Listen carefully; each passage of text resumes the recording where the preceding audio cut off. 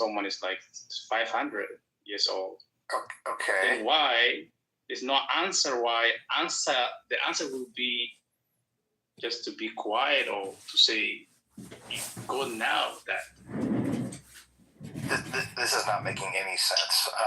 Can I present an argument that we can actually discuss? Because I'm also because at this point we tried to we were doing good up to this point. This last whatever we're trying to talk about is just not making any sense. Yeah, we should. Well, I think with this the language barrier, I think things it could be that. It could be that. Yeah. I think he probably has something to say. It's just we're struggling a bit. Sorry, man. All right. So my argument. Hi, Bill. Happy Thanksgiving. Right. I thought you went to sleep while Noah was talking. Yeah, but it's great to hear your voice. Yeah. Right. So. The argument I want to present is not strictly about God. That is not because I don't know what God is. I mean, it's not really the word I'm familiar with. I'm more familiar with Hebrew scriptures, and God is not there, obviously. So my argument is about that. The conclusion that I'm leading to in my argument is that there is no physical necessary reality, and maybe you could agree with that, a priori, and you would tell me, yeah, there is no physical necessary reality, and that's fine. It doesn't prove God, but that's fine. There is no physical necessary reality. And I don't agree with that, but please continue. Okay, so I'll try to build it in a logical way. So with premises, right? So the first premise that we have is that physics requires the mathematical models that we use in physics for predictions require mathematical infinities. You would agree with that? That's premise one. Right? I agree that physics requires studies where the results are repeatably the same. No, that's not what I said. Which is why I told you what I think physics requires. But please continue. Right. Well, you just named part of any physical theory, which is repeating experiment producing the same results the theory predicts. What I'm saying is that it also requires a mathematical model that does the predictions, right? Oh, yeah. Well, yeah. If you're going to do a study 1,000,000 times and it comes out the same 1,000,000 times, it does require mathematical precision. Yes. No. That's not what I'm saying. I'm saying in any theory, any physics theory, before you do the experiment, or maybe like you can do the experiment, but before you actually create the theory and complete it and make it an actual scientific theory, you need to have a mathematical model that predicts the results of those experiments, right? That's a necessary thing. I'm not a physicist, so you please continue. Right. Well, that's the thing, right? That's where we have the equations come in, and that's why we need them to describe any sort of reality that we are then testing. So my argument, like my premise one, is that you do require mathematical model, and it just comes out that all those models require mathematical infinity. They're not. They cannot be. How do you define mathematical infinity? What does that mean? All right. Let's say I would go like right now. I'm tempted to go into physics. I'm not I'm homegrown physicist. I'm not really a physicist. I'm not a really scientist. But there are things like a wave function. And the field of probabilities is infinite. Oh, okay. That and again, I apologize for interrupting you, but I can describe simple physics with third grade math, first grade math. If I have an apple in one hand and an apple in the other, and I put them both together in one hand, I now have two apples. Physics tell us this, and you can do that with first grade math. You don't need all the other stuff. Please continue. Yeah, but I mean, at the present moment, we do have theories like special relativity and quantum mechanics, which require all the stuff that you're talking about that is clearly out of my wheelhouse. Yeah, go. But what I'm saying is that this is just a fact, right? That we do require mathematical infinity. It just appears there, and we cannot work without it. We cannot work around it. We have to use it. We have to use Hilbert space, like space with infinite dimensions. We have to use those things in order to predict like the experiments that work with the basic stuff, like the particles, the waves, right? Photons. For now, I'm assuming everything you're saying is absolutely correct. Sure. Okay. Now, second premise is that this infinity, this thing that we call infinity, does not exist in a real world, in a natural world. We cannot observe it anywhere, just by definition, actually, because we cannot measure infinity. So anything that we can measure is finite. By definition, it's not infinite, right? So we do see this discrepancy. It's not really a discrepancy because we attribute like mathematics and the world of ideas as not something natural. It's something maybe metaphysical or something like the Platonistic worlds, right? And we do understand that our universe is measured in finite. It's discrete, right? It's we have the Planck length. We have like the finite amount of energy. Beautiful. And this is the reality that we live in. Okay, so we have those two concepts. On the other hand, on one hand, we have something that is non-physical, non-natural, and necessary, which is the mathematical infinity. On the other hand, we have our world, which does not cannot simply include it, and because one depends on the other, we conclude that there is something that is necessary, there is something that is non-physical, and by extension, it is kind of a reality that we cannot measure, but that the reality actually exists. Okay, and I don't mean to cut you off, but I'm going to give you one more minute because I would like my good friend John Malincrot to comment on what you're saying because he was a professor of physics for 25 years. But amazing. That's go ahead. I want something to engage with this argument. Basically, I'm done. I was going to say, what is your point, or that you're trying to get to? Because I don't understand it. The point was this something that I stated in the beginning, that there exists a non-physical necessary reality. Again. All right. Okay. Fair enough. And I want to go to, I know I'm skipping the line, but I want to go to John Malincrot because he was a professor of physics for 25 years. John, is that last statement true? Well, I don't know if it's true.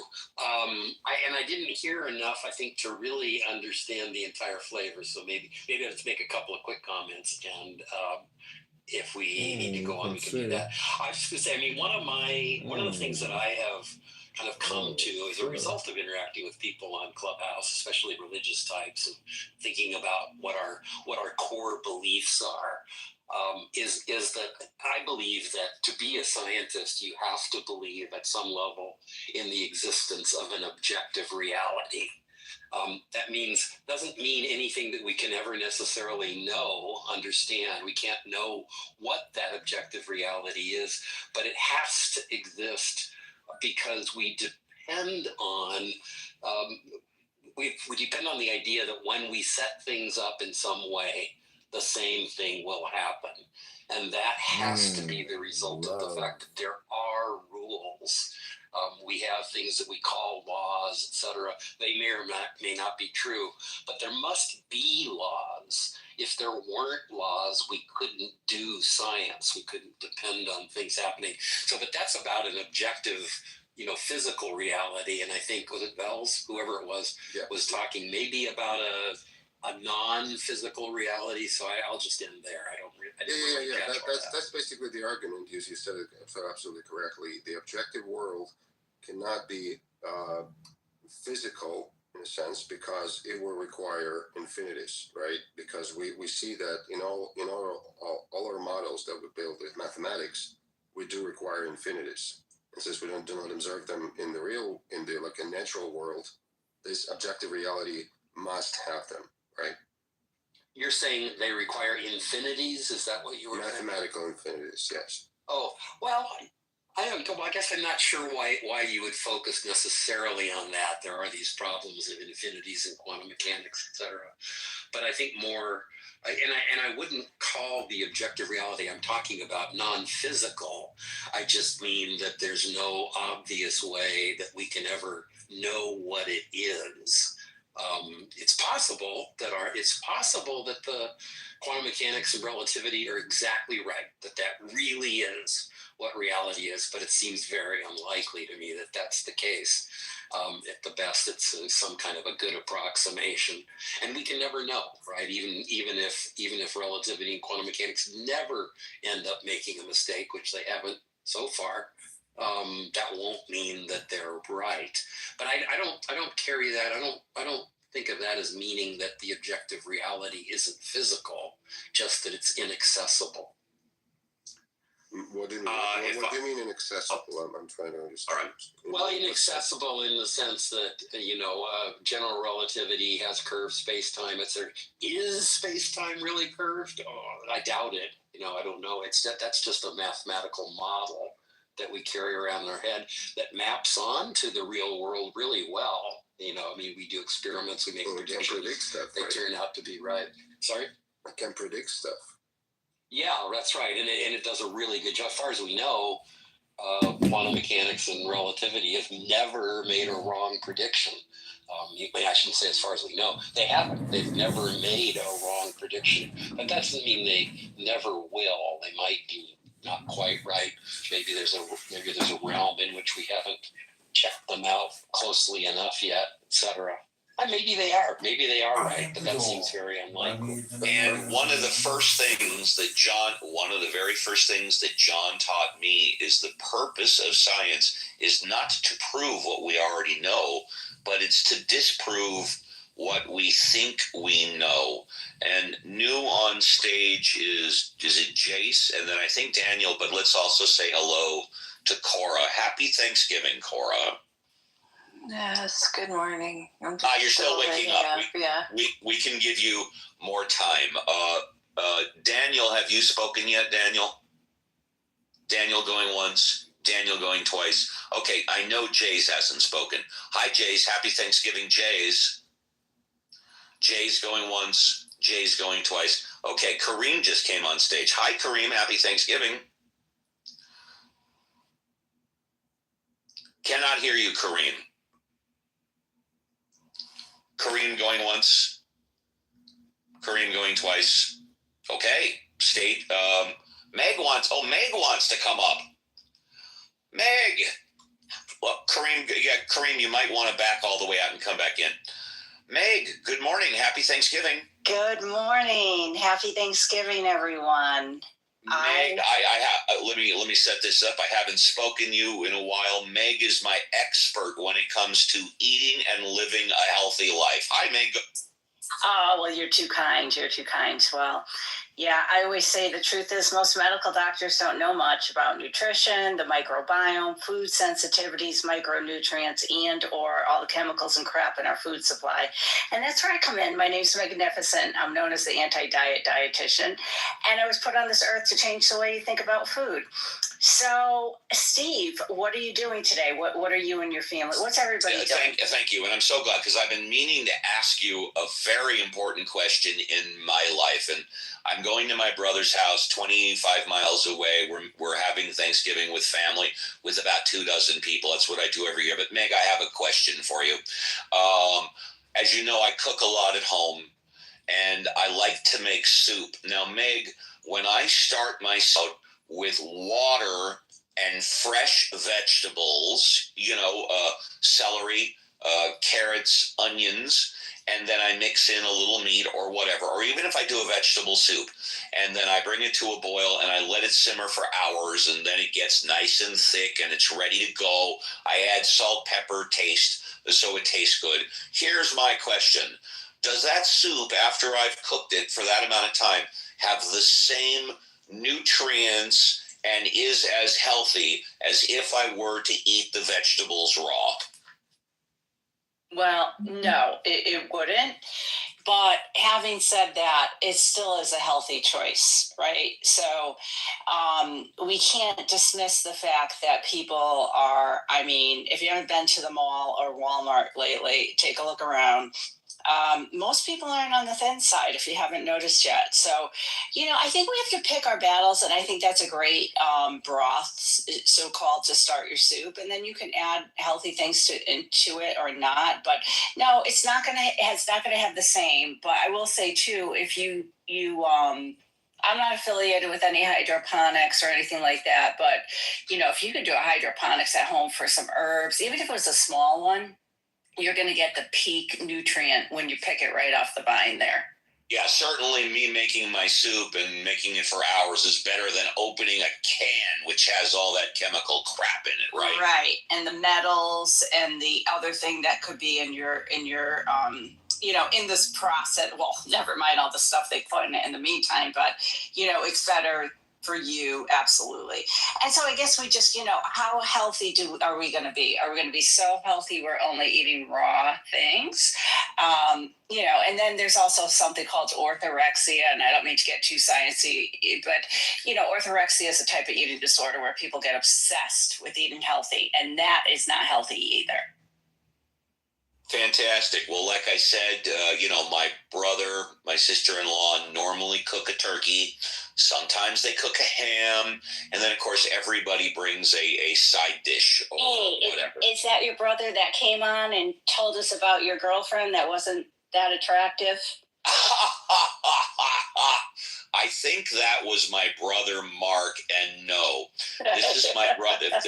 Well, tell him I said hi, and I said that was will. One of the funniest stories I've heard on Club. Yes, I will. No, this is my brother who is semi-retired. He is a psychologist. He also taught life skills, a professor of life skill studies and psychology. But no, it's not my brother, the attorney, who came on and talked about my girlfriend who was not that attractive. That's right. And by the way, ladies, I'm currently available. So there you go. I very rarely, if at all, use Clubhouse as a place to shoot my shot. I don't do that on Clubhouse, Meg, anything else? So what are you doing? What are you eating? Well, my husband's behind us, and he said that I didn't answer your question correctly, so we're going to let him answer. Go ahead, Jeremy. Oh, okay. Hello. Yeah, hi, Jeremy. Hi, Jeremy. Happy Thanksgiving. And by the way, let me just say before you start, Meg has said on the show many times that you guys are a mixed marriage, in that one of you believes in God and one is an atheist, and you guys have been happily married for a long time. It was our 15th year anniversary last night to get engaged. Congratulations.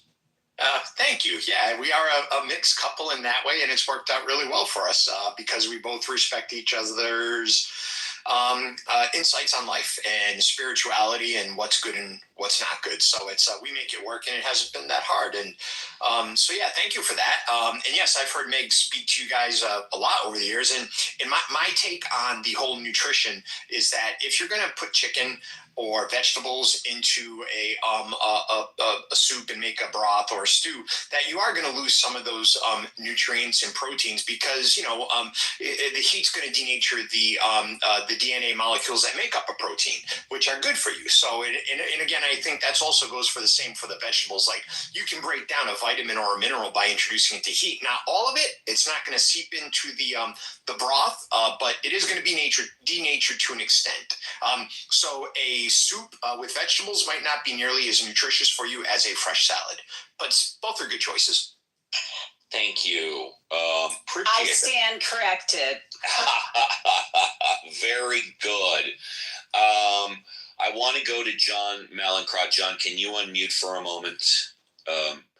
John Malincrot, are you there? You're away. It seems like he's away. Yeah. John, are you going to be hanging out for like 15 minutes? 15 minutes? Probably. Yep. Can you run the room for about 15 minutes while I step away? You know, I'm not very good at this, but I'll give it my best. John, as far as long as people are not insulting each other and as close as possible as one at a time, go for it, buddy. All right. Well, so does anybody have anything to say? Is anybody trying to come up? Let's see if we got Cora's a mod too. Good. Okay. I'm not doing this all by myself. So what's happening? I'm making stuffing for Thanksgiving. Anybody making anything? I get to show up at a Friendsgiving and not have to do a darn thing.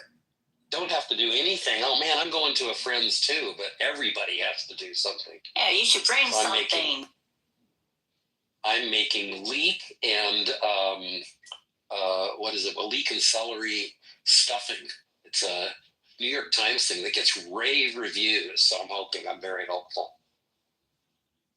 Leeks are underrated. People need to use more leeks. I think so too. My wife and I were both saying that last night. She's always been scared of leeks because of the sand and stuff in them, but you know, it's pretty easily dealt with. And they really, man, I tell you, leeks and garlic, starts out with butter, olive oil, leeks, and garlic, and that is a smell to send anybody to heaven. An aroma, I guess I should say, right? It's not smell when you're cooking. Well, it's like one of the things I think a lot of Americans don't figure out that the French have figured out a lot. You know, is that they will alter their alliums for certain purposes. So, you know, the shallots are good for some things, leeks are good for some things, and, you know, onions are good for other things. Like, we just tend to put onion in everything. Yeah, I think that's right. And it is kind of because, all those other things are just a little too subtle, right? I mean, the onions just go all the way to the edge, and that's what we're always looking for. One of the best, like, easy salad dressings you can do is just like render some bacon and soften some shallots in it and just like deglaze the pan with a little bit of vinegar. Put that straight warm onto your salad. It's so good.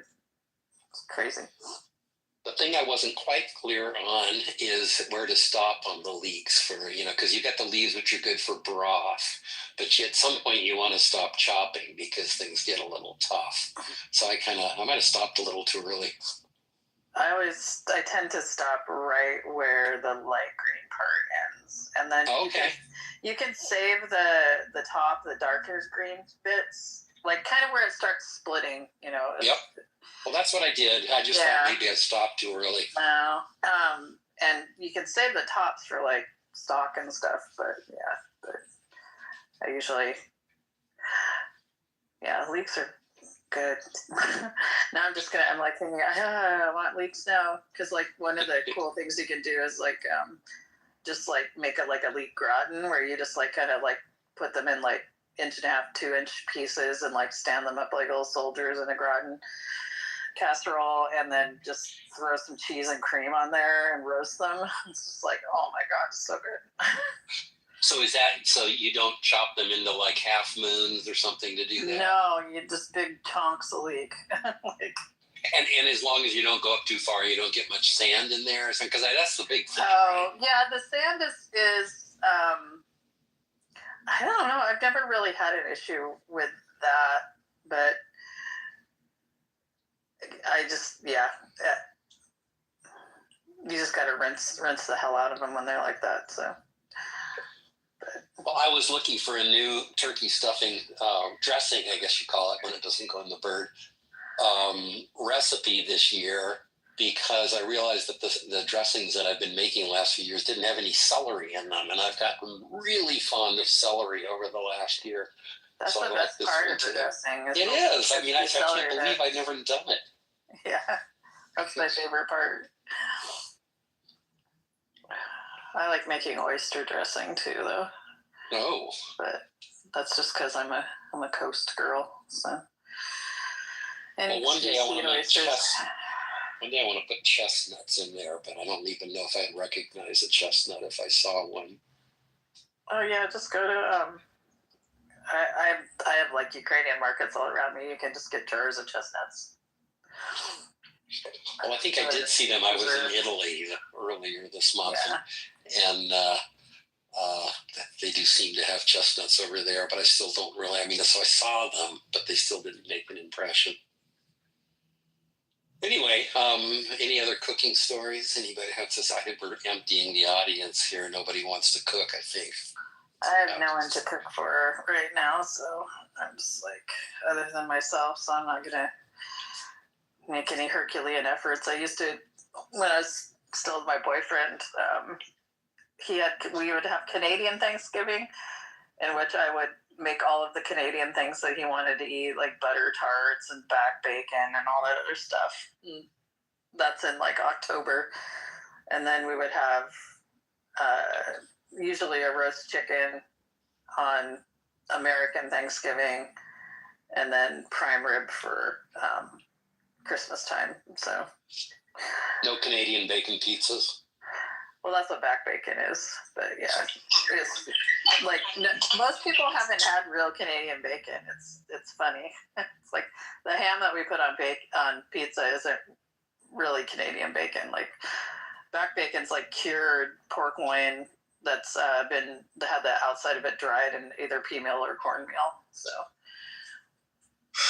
All right. So today, what I'm going to do, I'm getting a 45-day dry aged steak, like a beefsteak Florentine. I'm going to cook it over embers from a fire I'm going to make myself. Then white asparagus with duck fat, probably those chanterelle mushrooms, that what they're called? It's expensive mushrooms. Mm-hmm. They have them at Costco right now. You can get like a pound for $9. So. Yeah.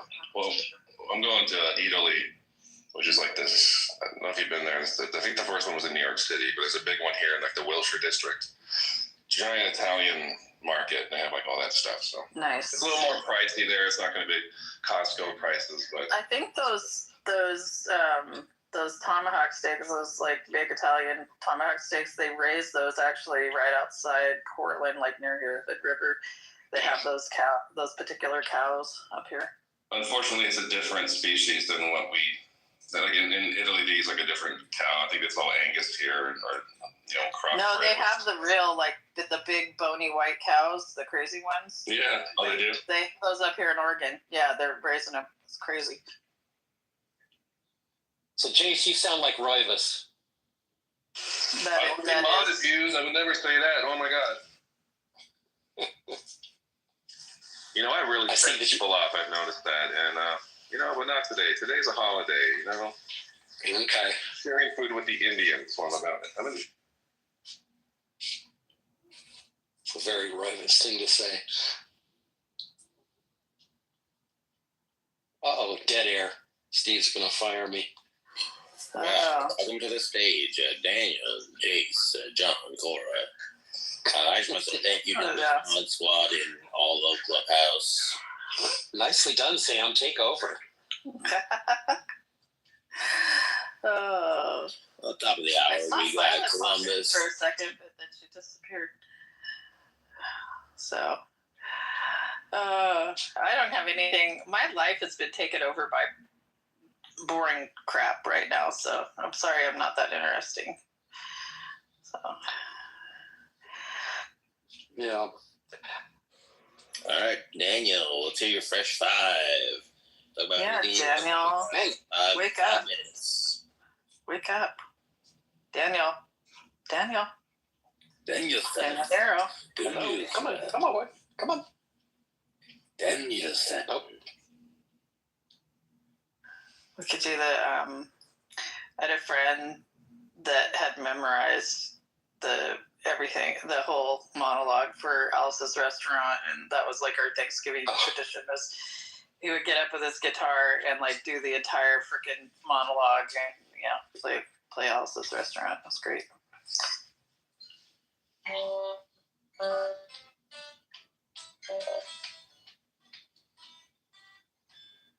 I used to do it.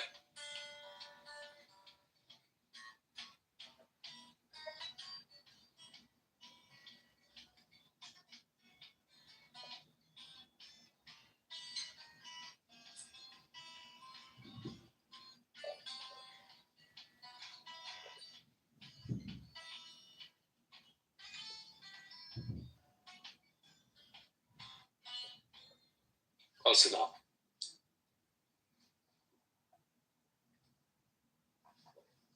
I think every Thanksgiving a moment in it where someone stands up and says, I want to kill. Over there on the Group W bench.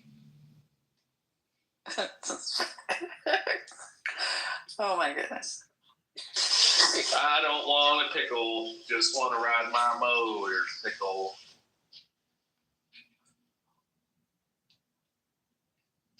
I don't want to die.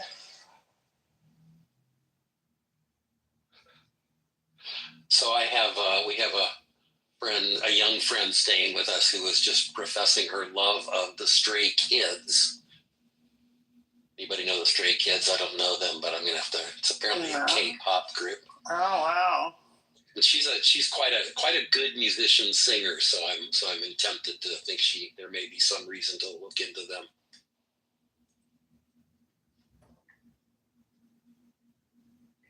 Cora, you ought to come down. We're going down the street to our. I don't know if you know. So I have a sort of daughter, Claire, who's in our house down the street. The one that Benjamin glommed on. Right. Yeah. That's right. And she and her husband throw amazing parties. So we're going down. I think they got 20 people coming over for Thanksgiving. That's why everybody has to add in. They've been. I think they've just gotten their kitchen remodeled as of hopefully finished yesterday, because it's a relatively tiny little place, and they just they do amazing foodie kinds of things. Yeah, I have to make the rounds this summer. Get to the stage. Hey, Andrew, guess what you got for us today? Got a fresh five. Yeah, Andrika's take it away. I'm gonna have to make the rounds to all the pool parties this summer with my new boobs. Sorry guys, jump in the shower. I'll be back. Will they be bigger? Oh God, no! Please no. No, I'm actually quite excited to lose about a third of the volume. Yeah. Yeah, well, I hope that goes. When is that all happening, Cora? Sometime in December. I don't know. I'm not on the schedule yet, but it has to happen before the end of the year. I just got.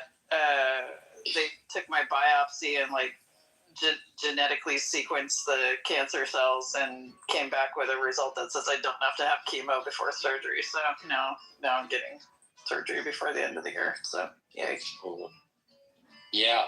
I hope that all goes well. Here goes Steve. And the restaurant. But Alice's Restaurant is not the name of the restaurant, that's just the name of the song. That's why I call the song Alice's Restaurant.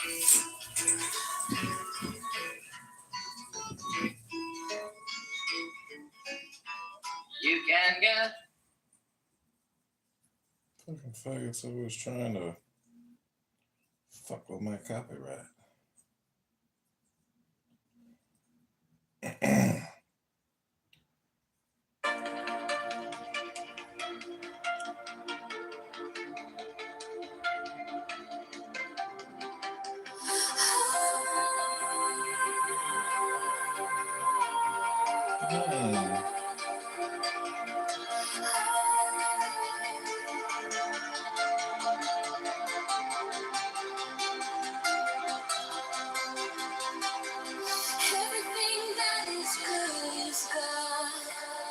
Whatever goodness we experience in this life is truly a taste of God, for it is God, for it is God. Glad not to be on 2K for the day either. We need to leave that game alone.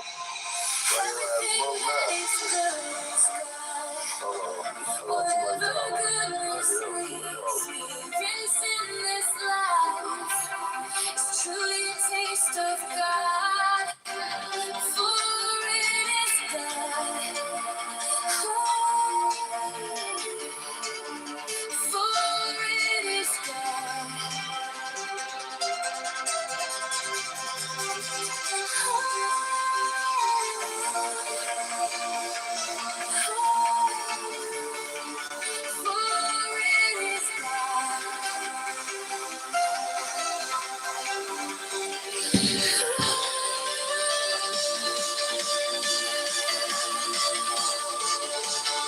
Time to turn up the volume.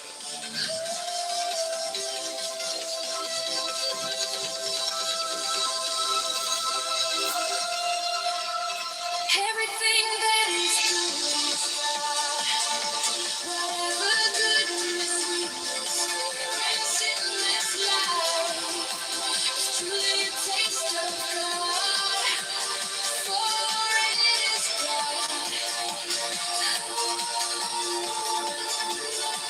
For it is God. Everything that is good is God. Whatever goodness we experience in this life, truly a taste of God. For it is God. For it is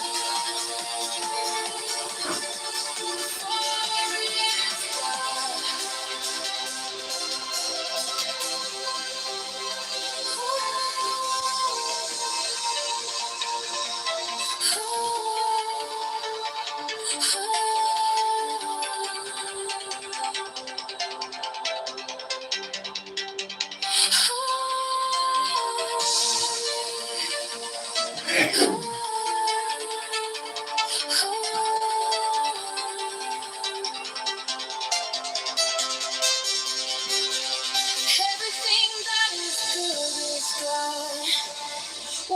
Whatever goodness we experience in this life is truly a taste of God. For it is God. For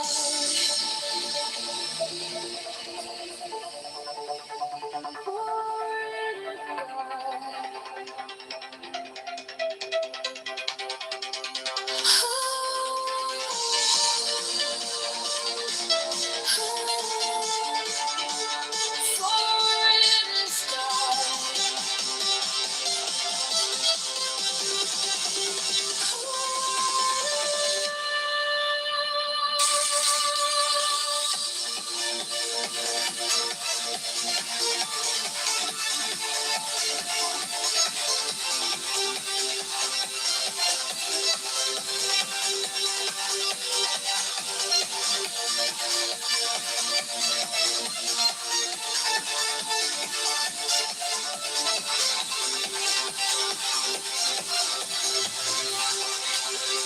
Everything that is good is God.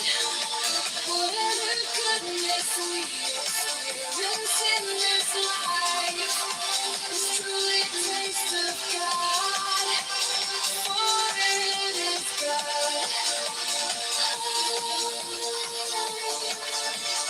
For it is God.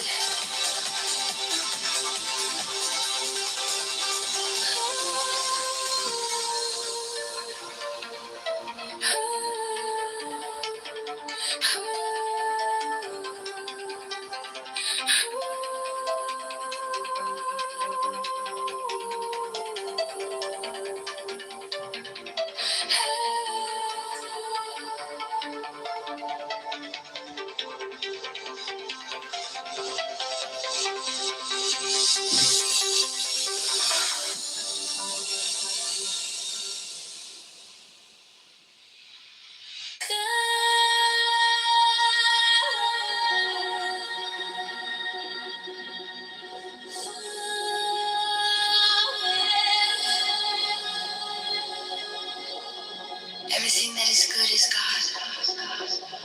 Whatever goodness we experience in this life is truly a taste of God. For it is God.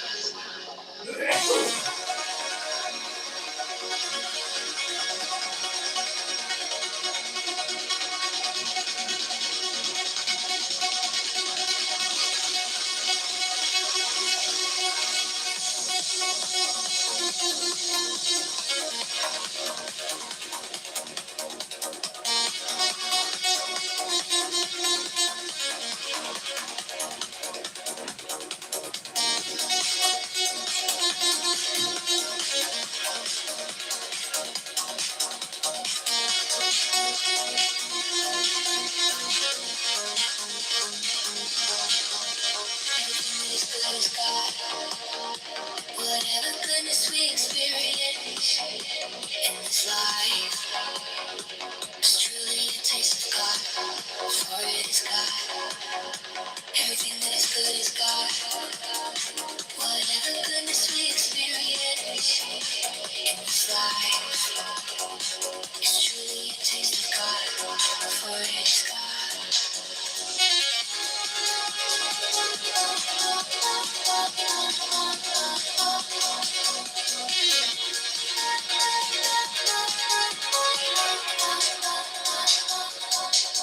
Everything that is good is God. Whatever goodness we experience in this life is truly a taste of God, for it is God.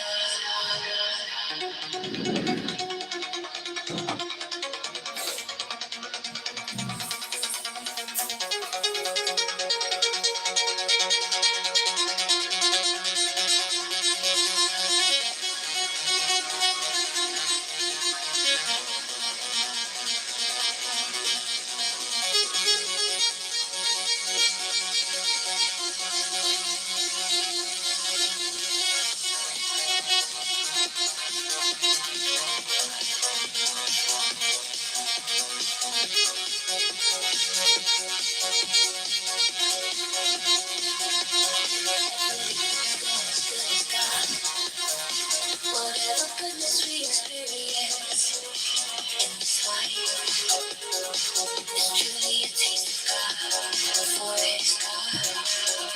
Everything that is good is God. Whatever goodness we experience in this life is truly a taste of God, for it is God.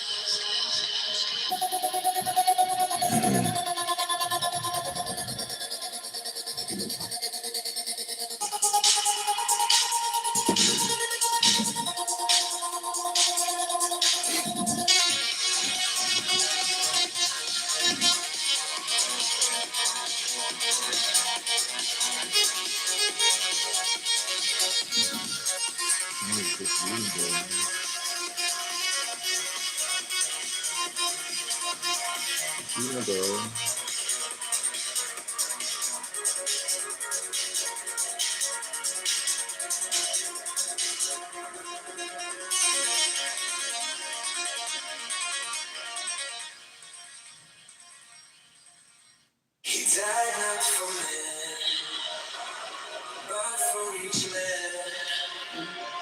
If each man had been the only man made, he would have done no less. He died not for men, but for each man. If each man had been the only man made, he would have done no less.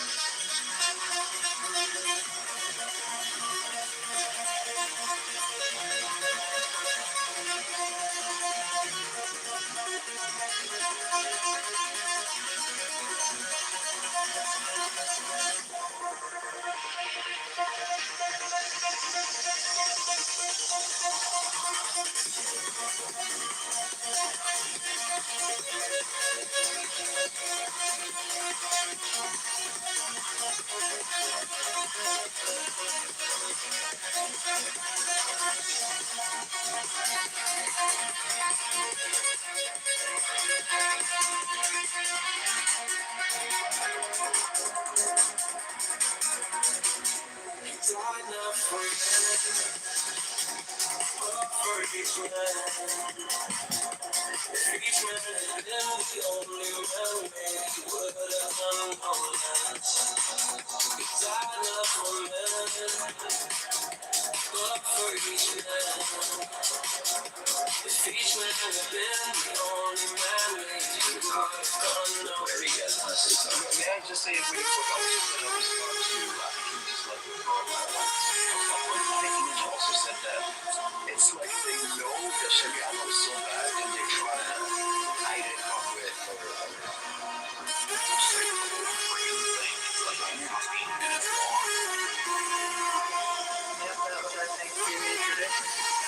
By the way, that is by Arlo Guthrie, the son of the immortal Woody Guthrie, who wrote.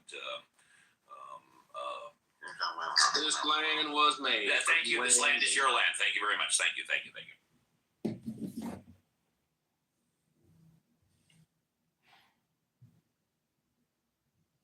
He wrote the whole Columbia River songbook too, and was living out of an apartment about a half a mile from my house down by the river.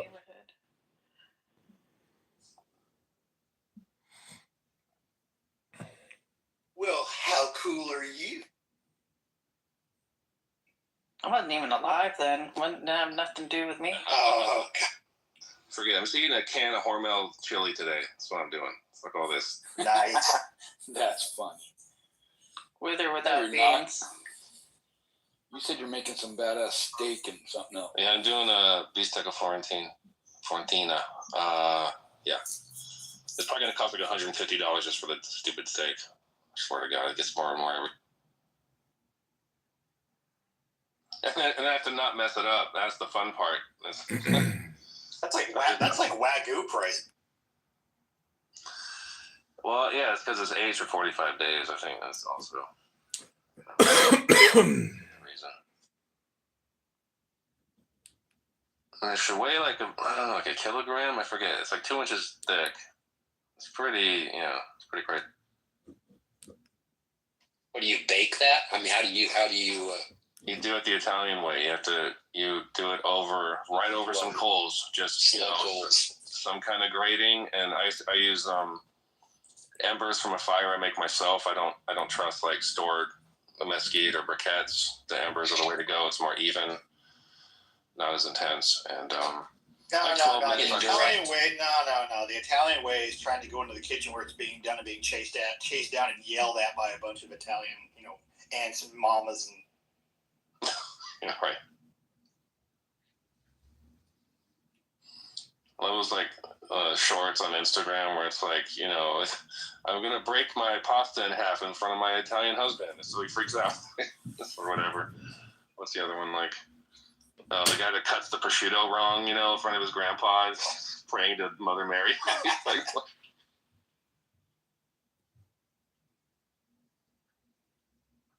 and don't mix onions and garlic. It's not the way the Italians do it. What? Yeah, but it I tastes never so knew that good. Oh, sorry. I was just gonna say it tastes so good. Please go ahead. Well, Yeah, for them, it's like I found that out for the first time by watching that one clip with the American lady that was cooking, and then that really pretentious Italian chef guy comes on there and says, "Oh, we don't do it that way. We don't mix the turd." I had no idea that.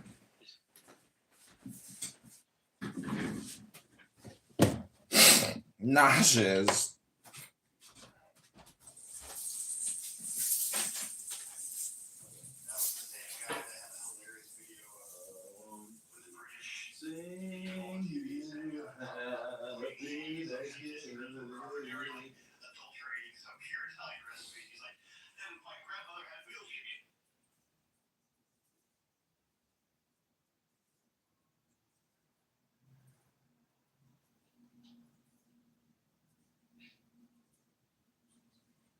So, yeah, you don't add anything in this bone, man. Okay, you don't add anything to it. You just cook it on the fire, not the fire, the embers, right? And then when you're done, I said you drizzle a nice olive oil and some coarse salt, and that's it. Is that do not overthink it. I'm trying to explain that to people that, like, if you get a good cut of meat or like a really beautifully like sun-ripened tomato, don't put anything on it but salt and pepper, maybe. Like, that's it. It'll taste good on its own. Yeah, at the end, you slice it, like I said, you put drizzle olive oil on it, and some coarse salt. I agree. Salt, pepper, butter, rosemary. Too much. Not for this one. No. You fucked it up. Yeah, it's not this one. If you're doing like a normal like a filet mignon or something, sure. Yeah, extra. Put some thyme in there. I'll do olive oil first, and then I'll add enough. And then, or sage is even better. Like that rosemary. Sage, like butter fried sage is amazing. But yeah, it's a different. Yeah, stay away from thyme because too many people are allergic to it. Parsley, sage, rosemary, and thyme.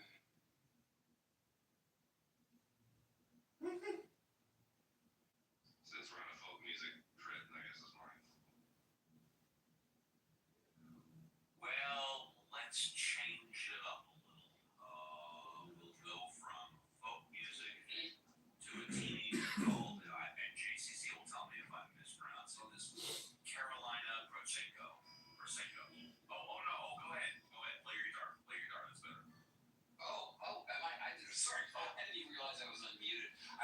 was trying to remember how that goes, so I'll work on it. Maybe later. What tune is that? Oh, let's see if you get it.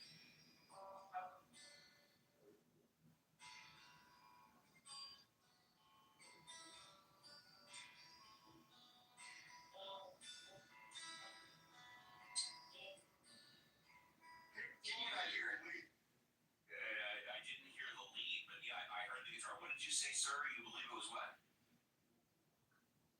A Scarborough Fair. Oh, Scarborough Fair. Oh, okay. Gotcha. Are you capoed at the 7th fret, John?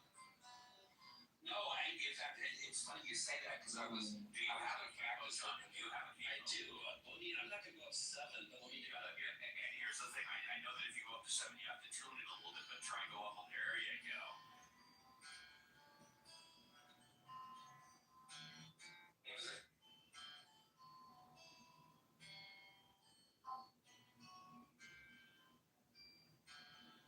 Pretty damn close, John. Pretty damn close. Yeah, that register makes it more identifiable. Yeah, he plays it out at the 7th fret. Yeah.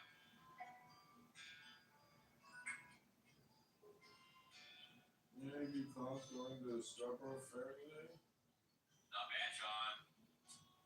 Yeah, not bad. I haven't played that for a while. I wasn't sure I'd even remember the pattern. Yeah. It's a fun, simple little riff. I was going to listen to just a little bit, John. You go, oh, my God. It would sound familiar, but I couldn't. I was trying to remember that that ending. It's on the A string, and it's a walk down from C. That's our piano playing. Not bad at all. Yeah. I didn't publicly state it. It was a private conversation. All of them in town. It was illegally binding documents. It's a private conversation. This was a public statement, right? By formal. Whatever. It doesn't matter. People make public statements all the time. Look, what universe are you in that you think a public statement by an official is a problem that is a treaty? Listen, Marco Rubio does all the time. I'd like to see him follow that from the top forward. And I get to have that other friend. Why would they acknowledge it? Does it sound stupid when you hear it when other people say the same shit you say? I like it. You're a moron, so. Where are you from? Mr. JS? He lives on the 2nd floor. Everybody knows that. Look at that. Well, why don't you write to ChatGPT exactly what you think happened? And that's where he got it from. Yeah, he uses Grok. Just read the answer, and you'll see that you're wrong. Or I can send you. This is literally a Thanksgiving hangout social space till y'all start with your bullshit. Just, no, not Jeff, not Yakov, not y'all, these two.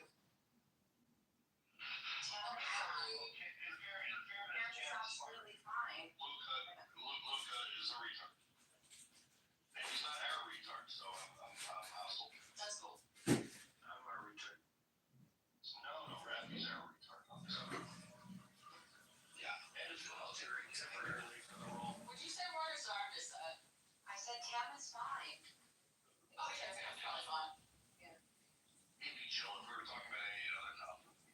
No, Tam, you cool? That's my Long time, Tam. I just resent having to argue with things like gravity. Right. It's annoying, isn't it? Force. Right. Like the difference between a signed agreement and a statement held in front. Like this is just dumb. It's a waste of time. This is exactly one of the arguments I had with my husband back then. And he was bringing up the same argument that, it's an official claiming something. I was like, it's not a treaty. Like, I had this exact conversation with him. Oh, is that why you gave me heart twice? And I think it's like a Muslim, pro-Russian point that they all have. So. Well, I mean, it reminds me of how Palestinians argue. Yeah. They make up their own facts, and then no matter how many times you disprove it, they say, but, and then they make up more facts because they're retards.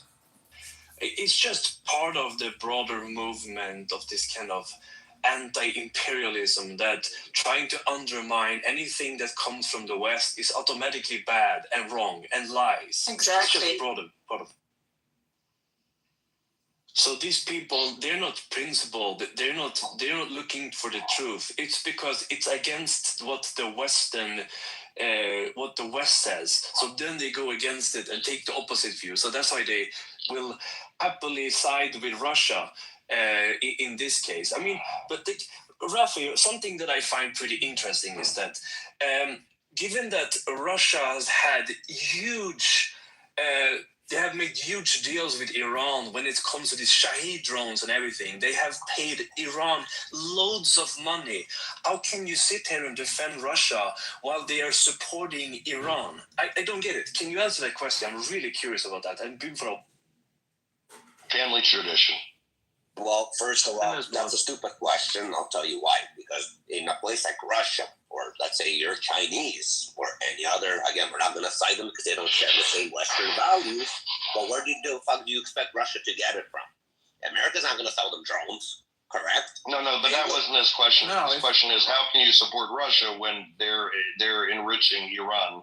Well, Israel. Jeff, they're in a war. They have an option. They need these drones. If they're not going to get them from one place, somebody's not going to sell it to them one place. They're going to go, I understand that's our enemy. I'm not happy about it, but Russia's put in that position. You can't say that. Russia's put in that position to buy it from them. So you're defending Russia here.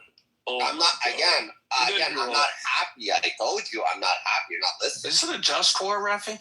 But it's a war at the end of the day.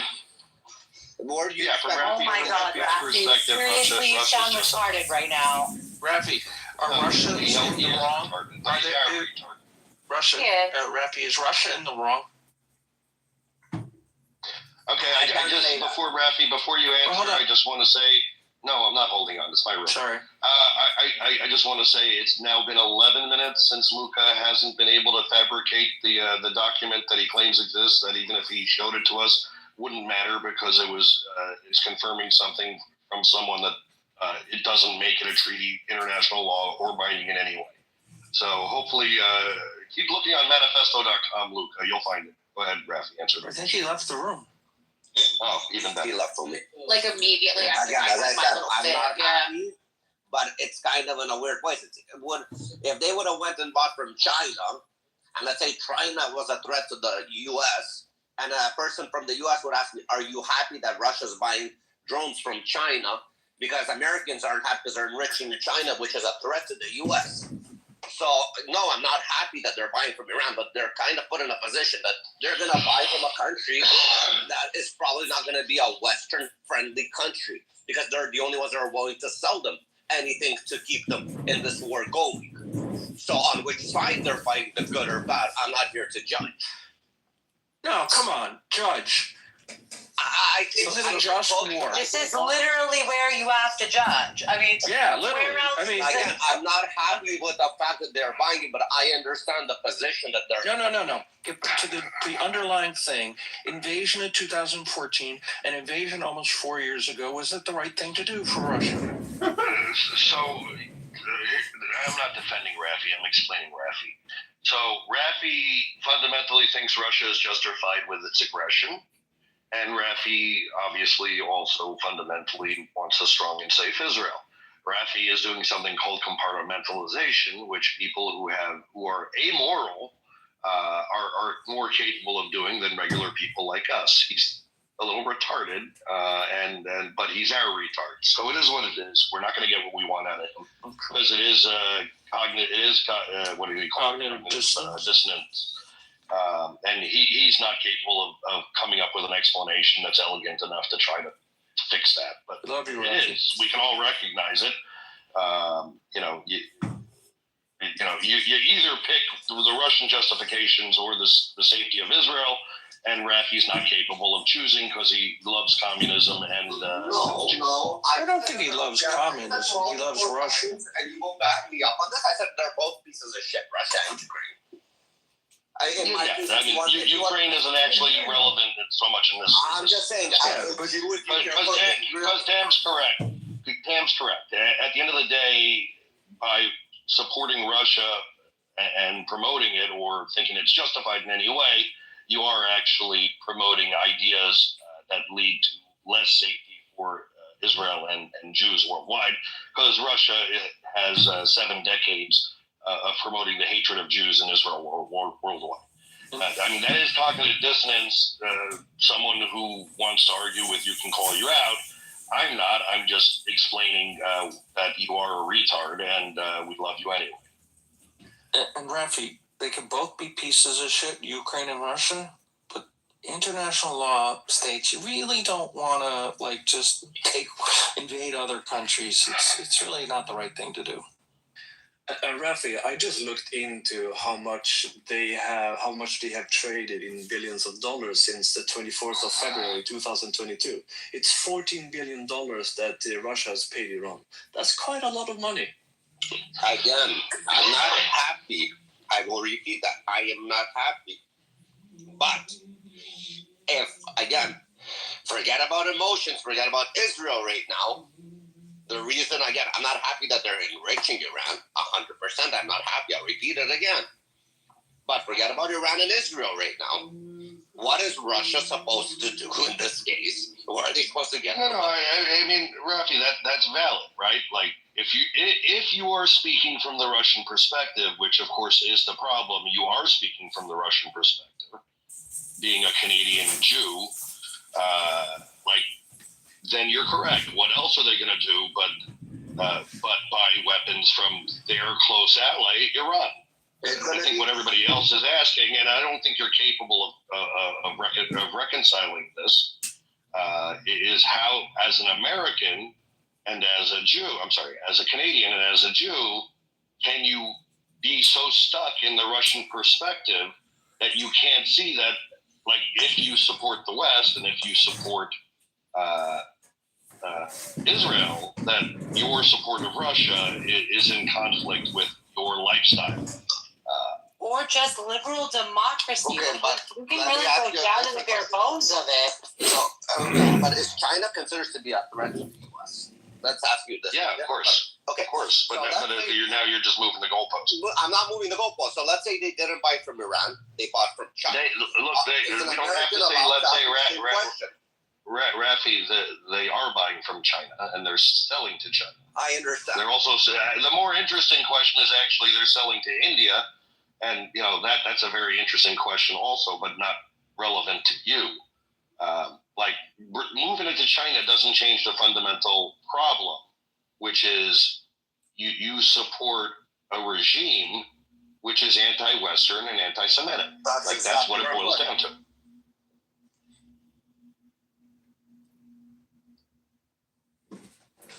And yes, we would criticize an American who didn't see that conflict when it comes to China, when it comes to Iran, when it comes to any of the enemies of America. Of course, from a Russian perspective, it makes sense. They're a pariah. But it's not even make sense. They have no option. What are the other options? That's fine. They have no option. Their option is not to invade Ukraine. You put them in a corner like that. Right. Their option would be not to invade Ukraine. Okay. Fundamental. So you can say it for every other country that was ever in a war. That was their option. Wars are going to happen. No. So I think the questions aren't around whether or not Russia should have made the choice they made. I think the question is coming more from the standpoint is how can you, as a beneficiary of the West, living in Canada, you with all your other worldviews, be so stuck inside the Russian perspective. And I think it's a valid criticism. I just don't think I'm not really stuck with the Russian understanding how problematic it is. No, I understand exactly how problematic it is. Again, I said I'm not happy. But if I have to think about the other side, they had no option. Well, they had no option. Which other side? Like the Russian side. Even forget about Ukraine. Where is Russia capable of getting their weapons prior? Maybe they stopped the war. This is just enabling them. Was Russia ever prior to the Ukrainian war? was able to get weapons from any NATO country? Supposedly, Like, first when they rate purchase military or- power. When they purchase or sell? No one They can trusts them. develop. No one trusts them. More importantly, Russia always made their own weapons. They didn't try to buy NATO weaponry. All of your points are irrelevant. Like poor Russia, poor Russia, poor Russia. No, I just asked. Again. Look, the majority of their defense budget, unlike America, goes into development. The majority of our defense budget goes into training. So, they chose to develop really advanced weapons. They chose not to develop these little things that they're buying from Iran. To me, it's like saying that, this mass murderer, he doesn't have friends anymore. Poor mass murderer. No one wants to be friends with him. I mean, of course, he's a mass murderer. No one wants to be friends with him. I mean, mass murderers might be fun in certain situations. Have you ever tried to do escape room with a Rafi, if it makes you feel any better, Luca, much bigger retard than you. Okay, but but Rafi, I have compassion for your condition, so to speak. So I'll give you that. But you want to say that consistency and logic is the sign of actual intelligence and deep comprehension. So, we could play this game where we can just change Putin with the Ayatollah, and you can go ahead and make similar arguments as well, could you not? So I'm just saying that you have to work on your consistency. You really do, because again, I don't like both of them. As I told Jeff even a few weeks ago, I don't mind them killing each other off and then somebody coming in and finishing off the job. Whoever's left, a few here, a few there. I said, if there's gangs on the streets of New York or whatever, let the gangs kill each other off before you send the innocent police officers in there to risk their lives. Rafi, all I can say is they're going to be speaking Polish in Moscow by the end of next year. literally the point of a social contract is that we give up certain rights so that we can have public safety. I mean, some of these fundamental aspects of just democracy and things like that, we got to really get a better grasp on. I mean, again, let's just, fine. I don't want to get into it. Happy Turkey Day. Yeah, maybe we get back to the turkey conversation. This has been wonderful. I never knew you guys do it on a Thursday. I thought you guys do it on a Friday. We're whores. We do it every day. But official. Maybe the original one was on a Thursday. Maybe the original one was on a Thursday. Who knows? No. I have a video of the finance minister of Latvia talking about American Thanksgiving was intended to be on Friday. In a discussion privately held with the Finnish foreign minister. Correct. Does anyone know that Luca fella? I'm curious. No, I want to know where he's from, folks. Happy Thanksgiving. Hey, thanks for losing. Thanks. Happy Thanksgiving, fellas. I wish I did Thanksgiving, man. I really want to bite into a pumpkin pie. I really do. You can make one. You guys have pumpkins? I love pumpkins, man. I'm a goat. You have pumpkin. Okay. Do they have pumpkins wherever you are? They got pumpkins. They call them. Oh, my favorite. But sweet with cinnamon. Oh yeah. Oh yeah. Oh yeah. Oh yeah. Randy, what are you doing for Thanksgiving? Randy. I just put in my big McDonald's order. They have pumpkin pies at McDonald's now, so they have what? Country fries? Pumpkin pie. Oh, pumpkin pie. Deep fried. I'm gonna go to Whole Foods to grab a dessert and see what's up for. Randy, I heard lumpy guys. Am I wrong? Me too. Randy, are you with child? I heard lumpy thighs. I heard big fat thighs. Yeah. Yeah, everyone hears what they have, you know. I heard oh my God, that was me. I heard frumpy thighs. Oh my God, the frumpy. I heard Humpty dies. No, look. I heard he's uncircumcised. Oh my God. It's not cool. I feel seen. I feel seen right now. I heard Samson cries. Oh, baby Samson. It was pumpkin. Where's pie. Samsung? Is he in the audience? Oh no, Mr. he's Samsung, hello. no Samsung. Yeah. I heard sexual cries. McDonald's should have turkey burgers for this week only. Come on, guys. What is No, that capriotti sandwich that Jeff talks about, that one's a good thing to get for today if one is going to order stuff. A turkey burger. I did get a turkey breast. Do you from think the people go to store. McDonald's for Thanksgiving, Randy? Yeah, Randy Yeah, does. poor people. No, they order in. Oh, really? No, I think families go out in some parts of the country. Yeah, there's Thanksgiving dinners at restaurants, No, I know that. I meant, do they go to McDonald's? perhaps. I'd like a big fat plate of Chinese food right now, but we can't always get what we want. Well, why the heck? Try sometime. Oh, he's getting. You gotta go somewhere. Roya, you gotta go somewhere? Yeah. You gotta go to I'm Thanksgiving. kind of wanting not to, but right now I'm going to Whole Foods to buy a wine or something. But you gotta go to this real ass fucking dinner with people. Oh God. I don't want to though. How horrible. G levels. No, on the real note, my sister is hosting Thanksgiving, and I'm looking forward to it very much. Great.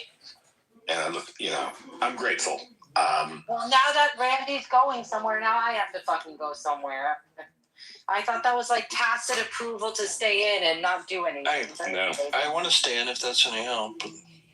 Well, you have to go to your mom. know. You gotta go bridge that gap that your wife who should have never created. You gotta go bridge that. What? Oh. You gotta go bridge that gap between your There's a wife lot to unpack there, yeah. Well, Yakov, if it's any comfort, I'm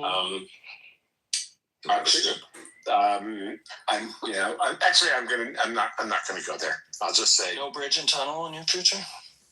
where. What does that mean? I just assumed she lived in New Jersey. I don't know. No, my sister raised family in Connecticut, and then You're not going there. So that requires a bridge or a tunnel. She got a pied a terre in New York City. I thought I told you that. Pied a terre. Wow. You sound like She got a pied a terre. sound like David B. Is that David B. Jr.? Yeah, she got a pied a terre in the Upper West Side. So yeah, it's going to be very nearby. I'm very lucky. Oh, very. Yeah. Wait, who just dropped in? Oh, dropped out too. Yeah. Oh, David Yeah, love. yeah, it's Shout not out a big to place. David, it was said with love. Gigi, your mom looked great on her B-Day, homie. Yeah. Gigi, there she is. Yeah, if anyone wants, what a pied a terre is, it's French. It means footprint, and it's for people who have instead of a country house, it's people in the suburbs who have a small apartment in the city. They call that a pied a terre. Oh. So are you going to go or are you not going to go? I mean. Yeah, I'm going there. That's where she's hosting, and Okay. it's going to be very nice. And I'm grateful. And Well, you love your nephew. You love your family. So. oh yes, I do. And I'll just share a story. My mom had a friend. My mom's gone, but she had a friend, and this friend is also a fellow Holocaust survivor. And this friend is just somehow completely alienated from her son. Her son doesn't talk to her. So I did call her. We did call her, invite her for Thanksgiving, and hope she's going to come for dessert. And I'm glad I did that. It made me think of my mom. And I invited her for dinner. She said she's doing something with a friend, and the friend wouldn't feel comfortable. So I said, we'll come for dessert. So it did make me think of my mom. And I feel badly for parents who aren't in touch with their kids, Why are they is it over Israel or? No. Oh, okay, because that's dividing a lot of families. Is it? Yeah, it certainly divided some friends and me. But no, I think it's just deep psychological family shit, trauma from years ago. Oh, sorry, man. Yeah, no, my family. It's upsetting to hear about it, though. It is. Especially a Holocaust survivor who has only one son. Yes, you get it. Yep. You get it. That's why it's so poignant, because that, it wasn't an easy upbringing. And so it's sad when that's the result. You get it. And of course, you, Randy, for doing that. Yeah, but listen, also just as a reminder, kids and parents, it's such a fragile relationship. 1 minute a parent is bringing you up and doing everything for you, and then something can happen and they become non-communicative. It's a very fragile thing. It's just a reminder, that's all I'm saying. It's a reminder to me to, you got to be mindful of what's happening out there with my kid. I'll just put it on that. I'll just say that, anyway, just sharing. Okay, my baby thoughts. Randy, I got you. You know what? I think that all of this language around personal boundaries and toxicity, real love, you sometimes have to kind of push past some of these things and accept people for who they are, especially at 90, 80 something, almost, how old is she? 90 something years old? How old's this woman? Old enough to know better. And she's 85. She's 85. But you would think that her son would be able to forgive her for whatever happened, but I think he's married. I think we just don't dare assume. And while I appreciate the high-mindedness of the thought, I will point out that perhaps there are people in the room who have difficult relationships with their parents, and perhaps have made the very hard decision to establish boundaries. And out of my sensitivity to them, we should not wax eloquently about this, because no one knows anyone else's circumstances. And in fact, we don't know this woman's son's circumstances, and he might be incredibly justified in limiting his exposure to his mother. So it's really nice that you have a good relationship with her. And it's nice that your mother was there for her all those years. Yes, I'm not. I know it could seem like I'm looking for validation or approval. That wasn't. I'm just sharing what's on my mind. That's, yes. It may be that those reasons are very valid. That's fair enough. Yeah. We never know. Yeah. I'm just, if there's ever the chance, it's good. If there's not, then, of course, understand. Listen, yeah, I can't imagine what they went through. I know, my parents were, I could get very, detailed. I'll just say I'm grateful, and I'll leave it at that. I'm grateful that I was able to forgive them for enough said. Well, hey there, Miss Shirley. Well, hey, it is good. Happy Thanksgiving, Miss Shirley. Happy Thanksgiving, how you doing, ma'am? I'm doing good, and my comment to this: it is good when you can forgive people. I had a complex father, and sometimes unforgivable things came out of his mouth. And then he did me a favor. He called me one day and said he was sorry. He hadn't realized how wonderful my mother was. It's just like this sentence that made it where I could forgive him of that technical, that complex part. Ugh.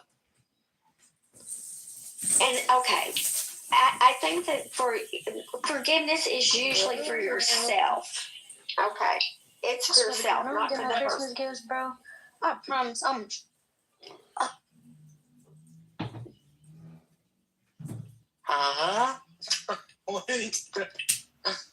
You guys, you guys, I haven't been back to Whole Foods since my accident. Shit, an accident. It is crazy right now. Everybody and their mom is here right now. Yeah. Bima. They are for another 90 Bima. minutes. Oh my god. Bima, you gotta. People on Clubhouse because you gotta join my music club, Bima. I'm very excited about this AI Suno and mixing poetry with it as a form of communication and education and neurolinguistic programming. I like to read books and read poetry. I know you've got a great ASMR voice, super sexy, super alluring, can bring in all the fishes, all the flies. And so I think, Bima, if you work with me on my EDM trance, aka jazz duets, we don't have to sing because we're not talented enough, but we can create incredible, hypnotic, powerful, and financially viable product to mesmerize, tantalize, and delight the world. So I just want to play you a sample from some music that I've created. I've done about 600 songs. This is Persian women chanting to Santur instruments. This is the description. This is what comes out. There is no God but man. One man has the right to live by his own law, to live in the way that he wills to do, to look as he will, to play as he will, to rest as he will, to die when and how he will. Man has the right to eat what he will, to drink what he will, to dwell where he will, to move as he will on the face of the earth. Free man has the right to think what he will, to speak what he will, to write what he will, to draw, paint, carve, etch, or mold, build as he will, to dress as he will. For man has the right to love as he will. Take your fill and will of love as you will, when, where, and with whom he will. All life is you one. Fiber has the right to kill those who withhold these rights. The slave shall serve. Love is the law. Love under will. All life is seven. You are here on the liberty of Alistair. Crowley, technical limits of the name alive. Oh, self-figura Luffy. Trace like no self-figura Luffy. Cyber. Ornamental data Alistair Crowley. Concordance Alistair Crowley. Libers. Liberal self-figura Luffy. Alistair Crowley. Libers. Liberal self-figura Luffy. Liberal self-figura Luffy. Liberal self-figura Luffy. So this is called The Rights of Man. Many people think they know the laws or the rights of man, but they don't. They've never read it. But this is Aleister Crowley's Rights of Man put into song form on Suno, produced by Candidate John. The long, the strong. This is our law and the joy of the world. Do what thou wilt shall be the whole of the law. All thy liberty. Thou hast no right but to do thy will, do that, and no other shall say nay. Every man and every woman is a star. All life liberty. There is no God but man. One man has the right to live by his own law, to live in the way that he wills to do, to work as he will, to play as he will, to rest as he will, to die when and how he will. Man has the right to eat what he will, to drink what he will, to dwell where he will, to move as he will on the face of the earth. Free man has the right to think what he will, to speak what he will, to write what he will, to draw, paint, carve, etch, and mold, build as he will, to dress as he will. For man has the right to love as he will. Take your fill and will of love as you will, when, where, and with whom he will. All life is the one. Five man has the right to kill those who withhold these rights. The slave shall serve. Love is the law. Love under will. All life is seven. Oh, you are here.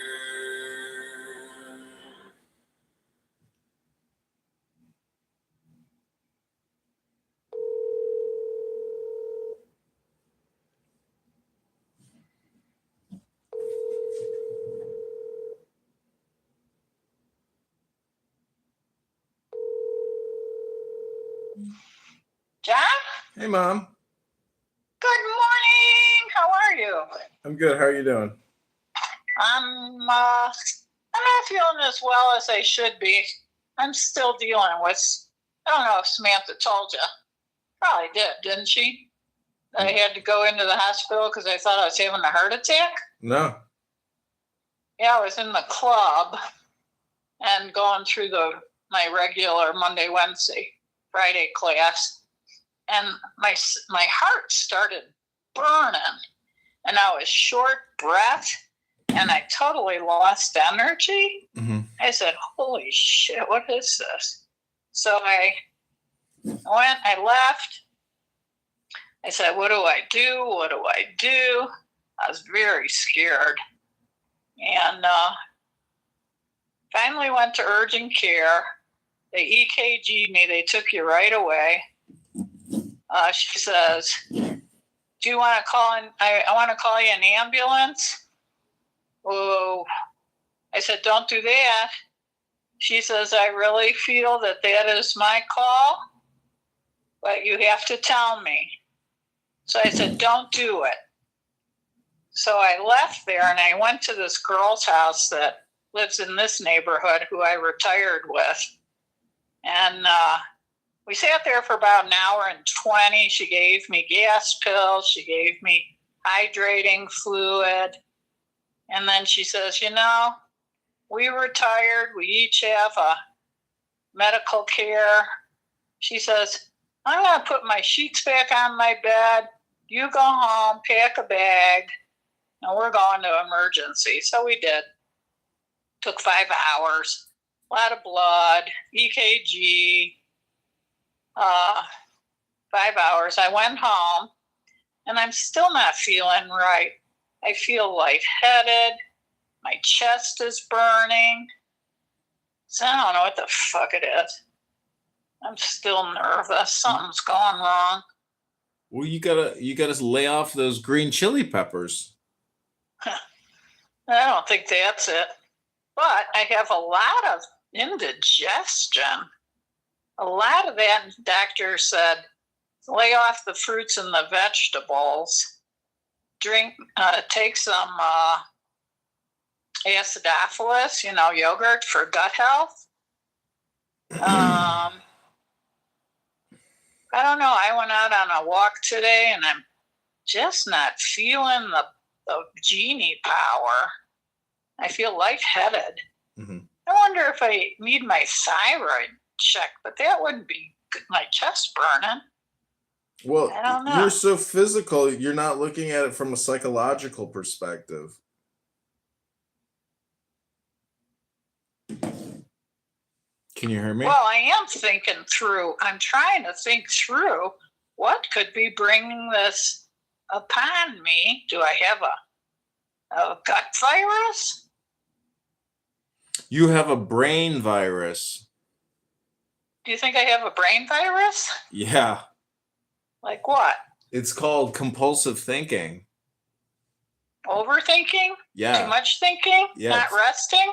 It's called compulsive thinking. You need to smoke a joint, open up a Miller High Life, and cook yourself a New York strip with some butter and some thyme, and and enjoy yourself. You're going to the gym, which is great, but you're not 26 years old. You're not 26. You're not 14 years old. You're now approaching the pinnacle. So lay off. You need to basically go with the flow. You're not in the flow. Yeah, that's probably that's true. That's true for sure. But I do know this is my brain is beginning to feel the house, Yeah. the maintenance of a house. I'm pushing through with it. I'm not feeling like cleaning up all the piles. I'm not completing putting things away. I'm walking away from it. I say, when it gets real cold out, I'll clean up all the paint cans and the caulks in the kitchen. I'm in, I don't know, is it depression? Is it like, am I trying to take a step back from doing all that stuff by not touching it? I don't know. Well, it's just my opinion. It's just my opinion that you're probably not feeding your brain enough intelligence to basically put you into your flow state, which is happiness and joy. Because you have all of the abundance, you should have the corresponding joy with all of the abundance. I agree with you. I don't have that.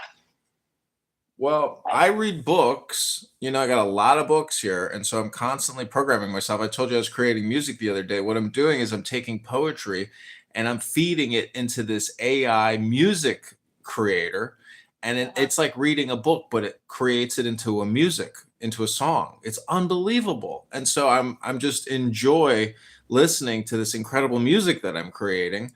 And unfortunately, you're worried about, your roller pins on the windows and the suicide windows. And it's like you have created yourself a labyrinth or a puzzle box now that is causing you stress. I mean, this place is falling apart and I have no stress because I don't have anything to lose here. And neither do you. It's just your way of thinking. You have to live in joy with the corresponding abundance that you have. Otherwise, what was the point? Well, I'm just going to tell you what I'm sitting next to. I'm sitting next to a book called Path to Wealth. Retirement Planning Today. I have a book going, which I realized last night, shit, I've already read this. Yeah. But I'm going to keep reading it because it might have been one of the first Patterson books I read.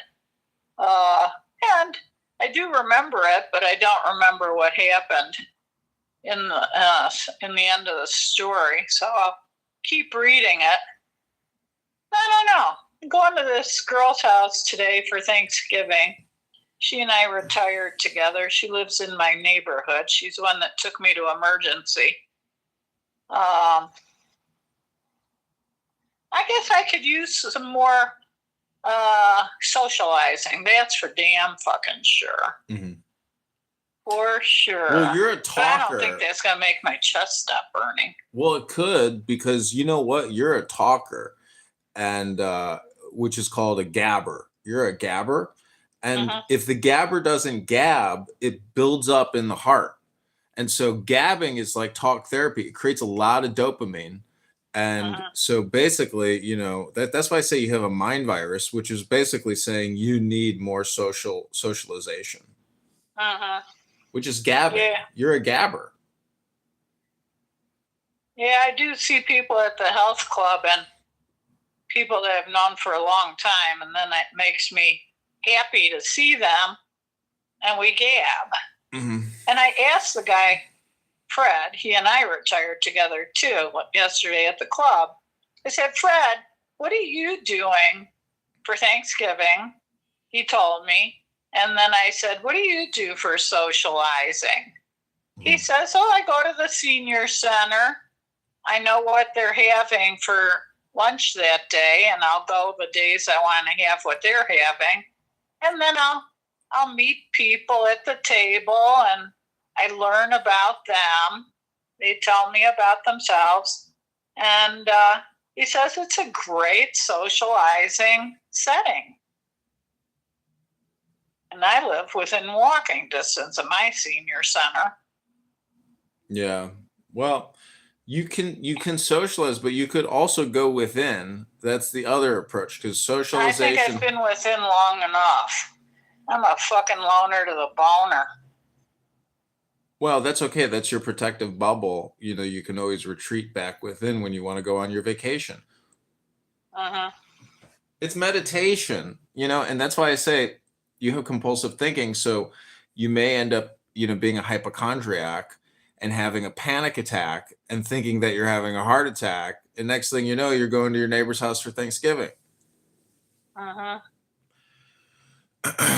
I don't know. I spend a lot, you know, I don't have any stress. Do you know what the biggest stress in my life would be? Is having to get on the train every day to go downtown, to sit in a cubicle for 8 hours, to run back here, to worry about everything here, to run back downtown, to sit in a cubicle for 8 hours, to fly to some other cubicle for 8 hours. Like that's taxing on the body. You know, I can go for a walk. I can go to the gym. You don't have any stress. You just have self-induced psychological stress. And so I just want to leave you with a quote from Corinthians, the Bible. You'll like this one. It's one of the best Bible verses. It says, "Love is patient, love is kind. It does not envy, it does not boast, it is not proud. It is not rude, it is not self-seeking, it is not easily angered. It keeps no records of wrongs. It always protects, always trusts, always hopes, always perseveres. Love never fails." Well, I know what you're saying. I do understand that. But the real world is a harsh place to have to persevere. I get it, but you've already made it. So what I'm trying to tell you is you're still resisting, and thus you're causing friction for yourself. You need to let go and go with the flow. And basically remember that you are the genie. You have that genie power. You can never lose it because you are genie. Mm-hmm. That identifier. It's just your opinion. See, you are looking for what they call like the spirit or the kundalini, which is energy. And you know, you miss that powerful energy, and so you want that energy, but you didn't lose it. You've just maybe, you know, misplaced it, or you're not working on it hard enough, or thinking, like, you know. That's why I say you could have a mind virus, which is basically you are your own worst enemy, and you have no problems. You just have blockages, and your biggest blockage is somebody who says but, or and. I always make fun of people who say but or and. It's like, oh, you're a but and person. You know what I've caught myself a few times lately, and I said, you don't have to pick that up. You just saw it. That's all. You don't need to pick it up. Let's say it was a thread. You don't have to. Don't do it. Well, because I think I'm on still some, I wonder if I'm coming down from being on such a high alert from doing this last house. Yeah. I'm thinking it's got a lot to do with it. And right now I'm trying to find the landscape person. See, and I'm Mom, not having trust. Mom, the whole thing is a metaphor, because you have to find peace in your brain, in your mind. That is the real house, but the house you're living in is causing a conflict, you know, with your peace in your real home, which is your dome. Mm-hmm. So, you know, let it go. I mean, it will all get fixed as long as the plumbing works. Don't drive yourself crazy. Take it one day at a time and just live in the moment. You're thinking about 3 weeks from now, 3 years from now, 10 days from now. Just live every day as if it was the last day of your life. But, you know, I'm just saying prioritize, because, you know, you have such an overactive mind that it will drive you crazy, because it's like throwing a ball in a bouncy room. Like, it's too much friction for you. You have to slow, you have too much entropy and friction happening. You need to really deeply relax as much as possible all the time, and don't feel any guilt about that, because not only are you a compulsive thinker, you're a compulsive worker. And so you have to learn to live, you know, in your luxury, in your splendor, in your abundance, and really enjoy every morsel, every bite, you know, and stop, you know, that's why I say you have a friction mind virus. that you can't control or you're not in control of. You have this like secondary mind that is in control of your primary mind. Yeah, just this morning I looked up how to strip the top of this teak desk that I found at the curb, and it was actual teak. It's got 6 drawers. It's fantastic, and so I know exactly where I want to put it. I want to start journaling, so I thought I'll put it right in front of the light window and start writing. So I said, oh yeah, just another project to occupy your brain. And you got all these piles of papers still out, still got your 5-foot paint table set up. Yeah. Well, anyway, I don't know. I'll send you an email. I mean, music is a great one other modality, to deeply relax yourself, because in my opinion, that's the challenge that you will have to face every day, which is, how do I deeply relax? How do I listen to my classical music all day long, and I put my head right into it, and I can hear the different instruments. I could start dancing in my head to the music as if I was in a movie, and I'm the little elf flying around in the room. I can get into it. Well, then I guess the second thing is, how do you have a deep conversation every day with other people or with yourself? Because if you have it with somebody else in the way that we're having it now, that's basically what everybody wants every day. That's the people I like to commune with. Mm-hmm. And I do have a number of them. I do. Otherwise, I have no interest in the person. Because if you can't take the time to divulge what's on your mind, and you feel trust with the other person, there's no point if you don't have that feeling. Are you there? Yeah, I'm here. Oh. Yeah, that I have I've concluded to that. That's why I don't stick around for long with, and it even includes family members for me. If it's not there, doesn't mean I still have to be around you just because you're my family.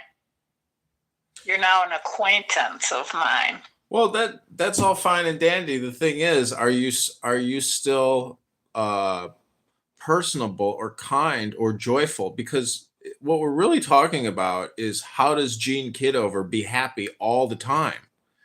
Like, if you could be happy all the time, you would choose that option. But clearly, you're not getting that option, or being able to choose up it. Until sort of this house really took it out of me. Not entirely, but right now something's really got the hold of me. Something. Yeah, well, that's called psychological. It is a thought. And so what I'm saying is, there's a document that says, stop thinking, end your problems. And so you can't seem to stop thinking, is what I'm trying to point out to you. Stop thinking, end your problems means the more you think and the more you speak about these said problems, the further from the truth you're going to get. You are the ultimate truth, which is the metaphor for your house in your dome, in your brain. And so, as your son, I'm trying to give you my opinion on how to course correct what is clearly become a problem. Obsessive. A problem for you, because you're not in your flow state. Flow state is the joy state. And obviously everybody wants to be in joy, which is being in love. And so, you may think that your house is the problem, but the problem is your heart, which is, you're not in love, you're not in joy, you're not in flow. And so as your son, I'm just trying to point that out to you so you can find your tools, to essentially achieve what you're looking to achieve. I did have that male friend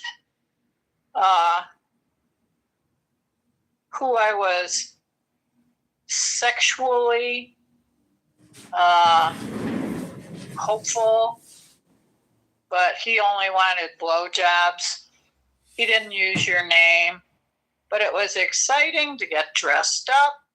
We would go dancing in public places in Albuquerque. They have dance outdoors. But it was a negative result because there was no interest on his part of anything other than sort of being his wing woman to go out with and then come over to your house and have a great free meal. But I did miss the aspects of his food consciousness, his mind. He had to always work on being mindful, but he also had psychological. He wasn't sane. He was steady and sturdy for sure, successful, but sane. He had a mental condition.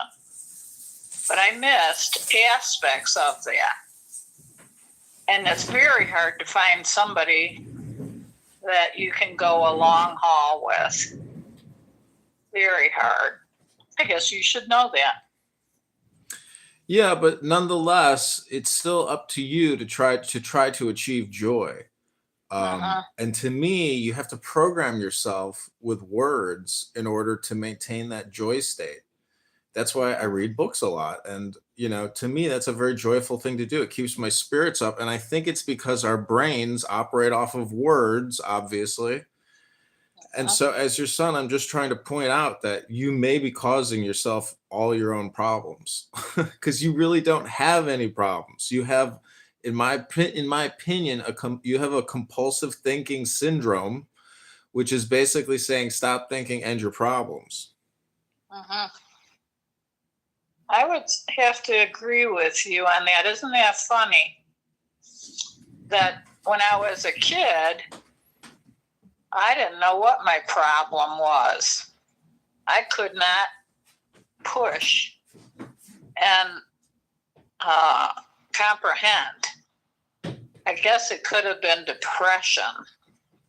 Well, it's not necessarily depression. Your brain automatically responds to everything. What I'm trying to suggest to you is that you be a little more like a hippie, meaning, oh, I have to go clean that up over there? No, I don't. Or, oh, that phone is ringing? That's just a noise. Because it's up to you to try to choose your path of joy. And so, you can use the word depression, but that's just like saying you're not full of energy. And so I'm just trying to point out that you have to, choose your energy, I guess, or do, as opposed to say. It's a mystery to me is how come I can't find joy? Because you're looking for it in all the wrong places. Joy is ultimately within you, but people are trying to use everything in the whole world to try to find their joy when it's already right in their center, which is their heart, essentially, which is love, love for self. There's a lot of this. I know this woman who passed on and she was worth $20 million and she was working her ass off in a retail store that she owned. I said, what are you doing here? Why are you working? You're worth $20 million. You have grandchildren. You're stressing yourself out. You should be at the spa. And she's like, I can't go to the spa. I have too much work to do. And I was like, but you're worth $20 million. But even if you're worth 20, it's invested. It's kind of sewn up for the time. No, I'm trying to point out prioritization. Your body and your health is something you can actively monitor minute to minute.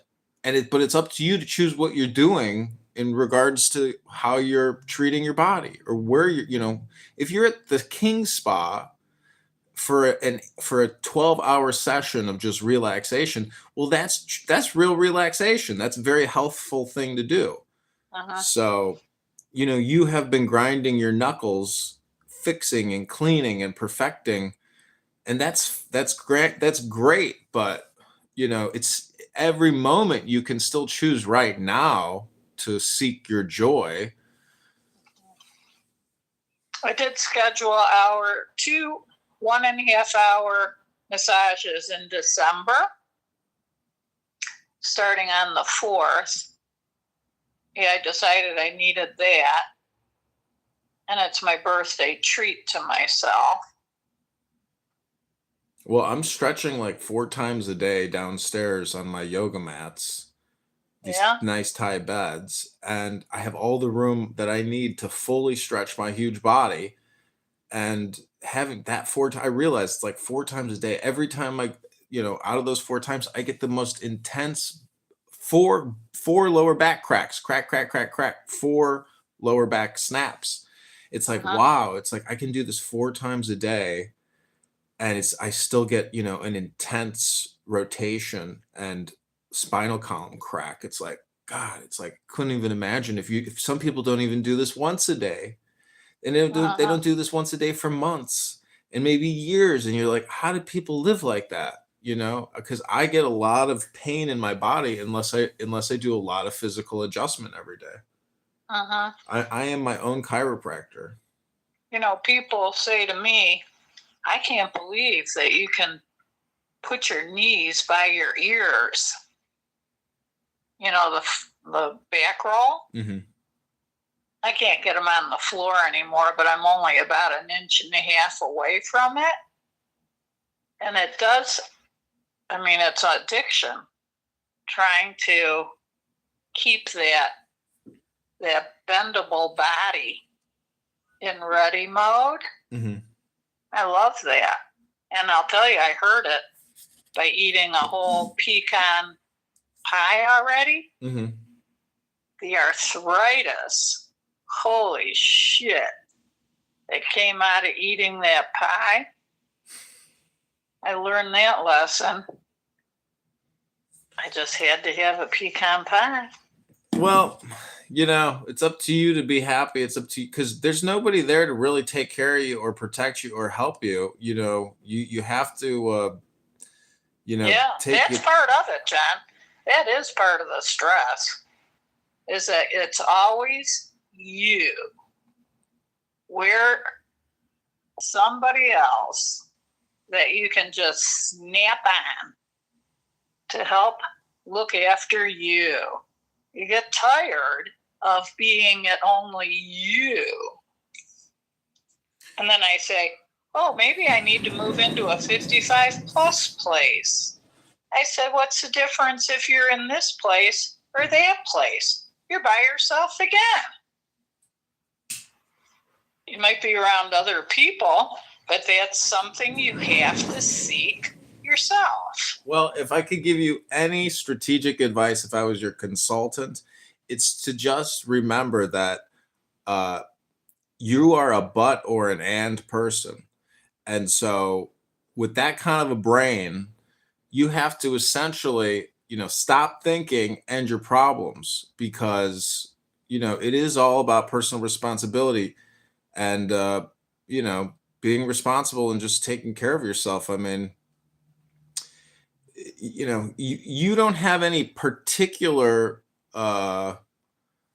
dilemmas. You've got an incredible medium and space to work with. You are very fortunate and lucky with everything you have, but ultimately you still have to try to get on the love path, and that's life. If you that's what everybody says, is just get back on the love beam. That's like the hippy dippy way. And, that's all I would suggest to you. Happy Thanksgiving. I do remember a time, and it wasn't that long ago. I think it was before this house.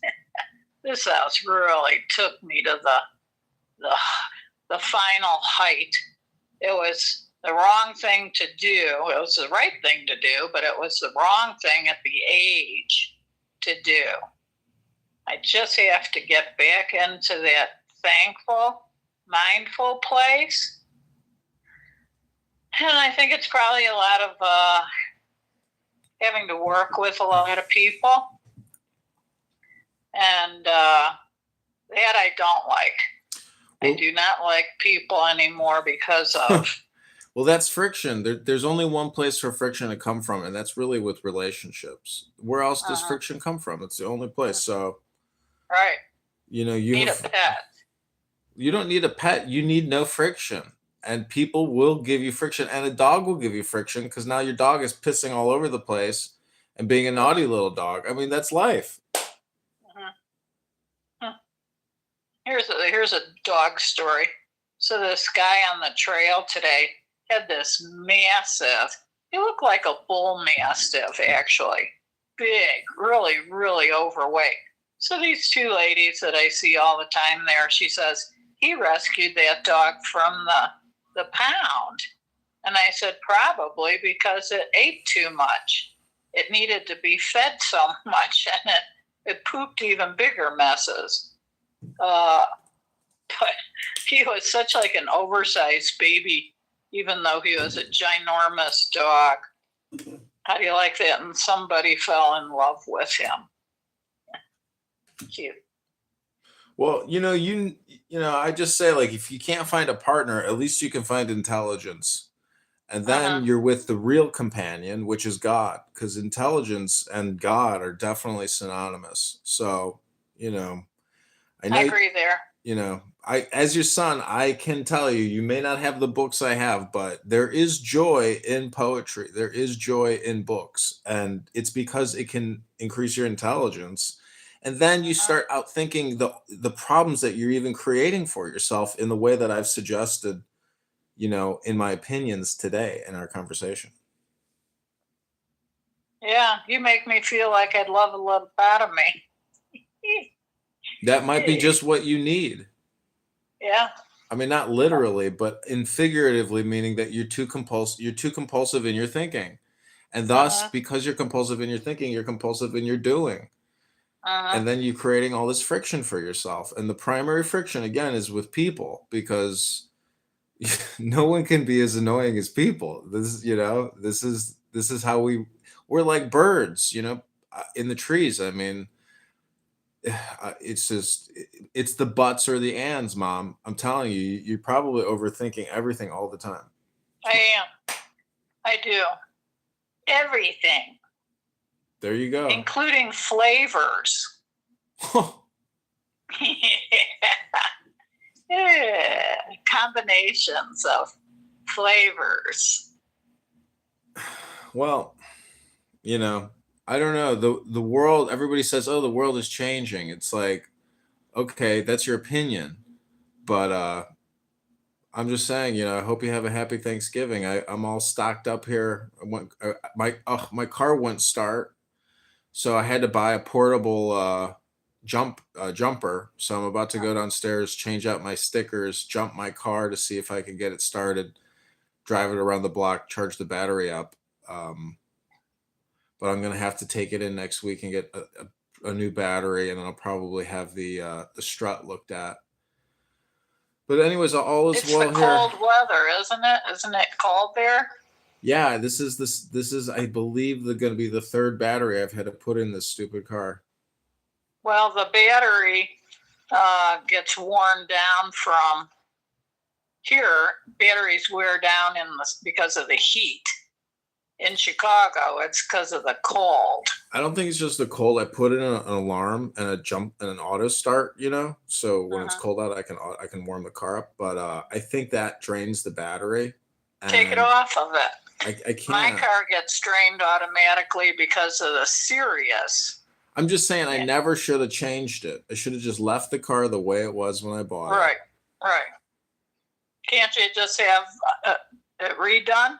Undone? No, I'm not going to do anything else. I'm just going to get the battery, 1 to 2 more years with this car, and then eventually I'm going to get rid of it. But it's just maintenance. It's the cost of owning an old vehicle.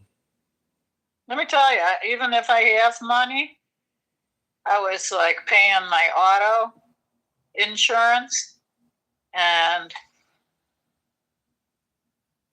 it's a fucking ginormous money drain being a American citizen. I know auto and homeowners insurance are basically two taxes on we the people. Yep. I just paid the property taxes in full. It's like just goddamn bleeding you being alive and owning a home. I know, and then try to collect, and then you have to get an attorney involved. And so ultimately, it's the attorneys and the doctors that are the biggest recipients of all of of everyone in society. They're the end of the extreme, or they are the uphill. Yeah, we're just the Here's downstream. a perfect example. I'm in the EKG, getting that EKG. The little nurse, she says, I highly recommend that you listen to me like I was your daughter. Mm-hmm. I'm suggesting I call an ambulance for you. Mm-hmm. I said, I appreciate you, I really do, but I'm in control. And if I think I needed an ambulance, I would definitely give you the go ahead. But do not call an ambulance for me. Mm-hmm. See, she said, what I do is I recommend. That's my profession. And I said, and my control is my guide. Mm-hmm. See, I wonder, that was the point where I thought, what is her job? To get me into the system? To start swirling bills around? Well, she was. Because I'm not in a critical state here. I said on a 1 to 10, where's my EKG at? She says, I put it at a 3. I said, if it was a 7, 8, or a 9, or a 10, I'd say yeah. But a 3? I don't think so. And see, you are like the patient playing the doctor. And so these are all buts or and statements. If you're more aware of your communication, you would see from an outside perspective that you're causing a lot of stress and friction for yourself in your communication. And so, the big key word to always remember, Mom, is communication does manifest into your emotions, meaning that, it's your communication probably which needs work and adjustment, in my opinion. Well, I just don't want a $3,000 bill when I'm not in a critical state. Well, it's like somebody saying, when I die, I'm going to give you, I'm going to make sure you're in my will and get you $5,000. It's like when you're dead, there's no, who cares about your health insurance, your life insurance? Who cares about anything? Because when you're dead, like none of this stuff exists in that state. So people like to do estate planning and retirement planning, and then they drop dead, and it was like, oh, what was all that for? You see what I'm saying? Like, you are essentially arguing your way into the grave. Like, even before you get buried, you're going to be like, I don't think this is the correct way to do this. Like, that's because of the personality you have.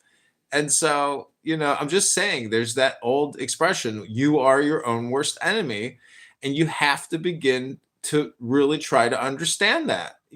Mom, you're causing yourself a lot of problems in your communication, not as in you have any problems, but it's my opinion as your son is that your communication has and is a persistent problem for you. Well, it's an opinion, Mom. It's not a fact. Yeah, of course it is. And I probably couldn't figure that out until I can't figure shit out anymore. I'm dead. Well, you can figure out right now that the more you think, the more you speak, the further from the truth you're going to get. You're extremely argumentative. This isn't a courtroom. You're not live streaming in a court, doing defense and offense against and making petitions. Like, it sounds to me like you're constantly in a communication friction.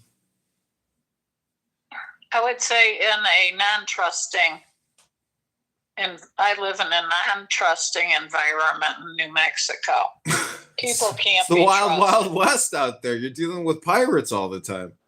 With being an older woman, the location of this property, and gray hair, age. So listen, here's the swing of quotes I got for my landscaping.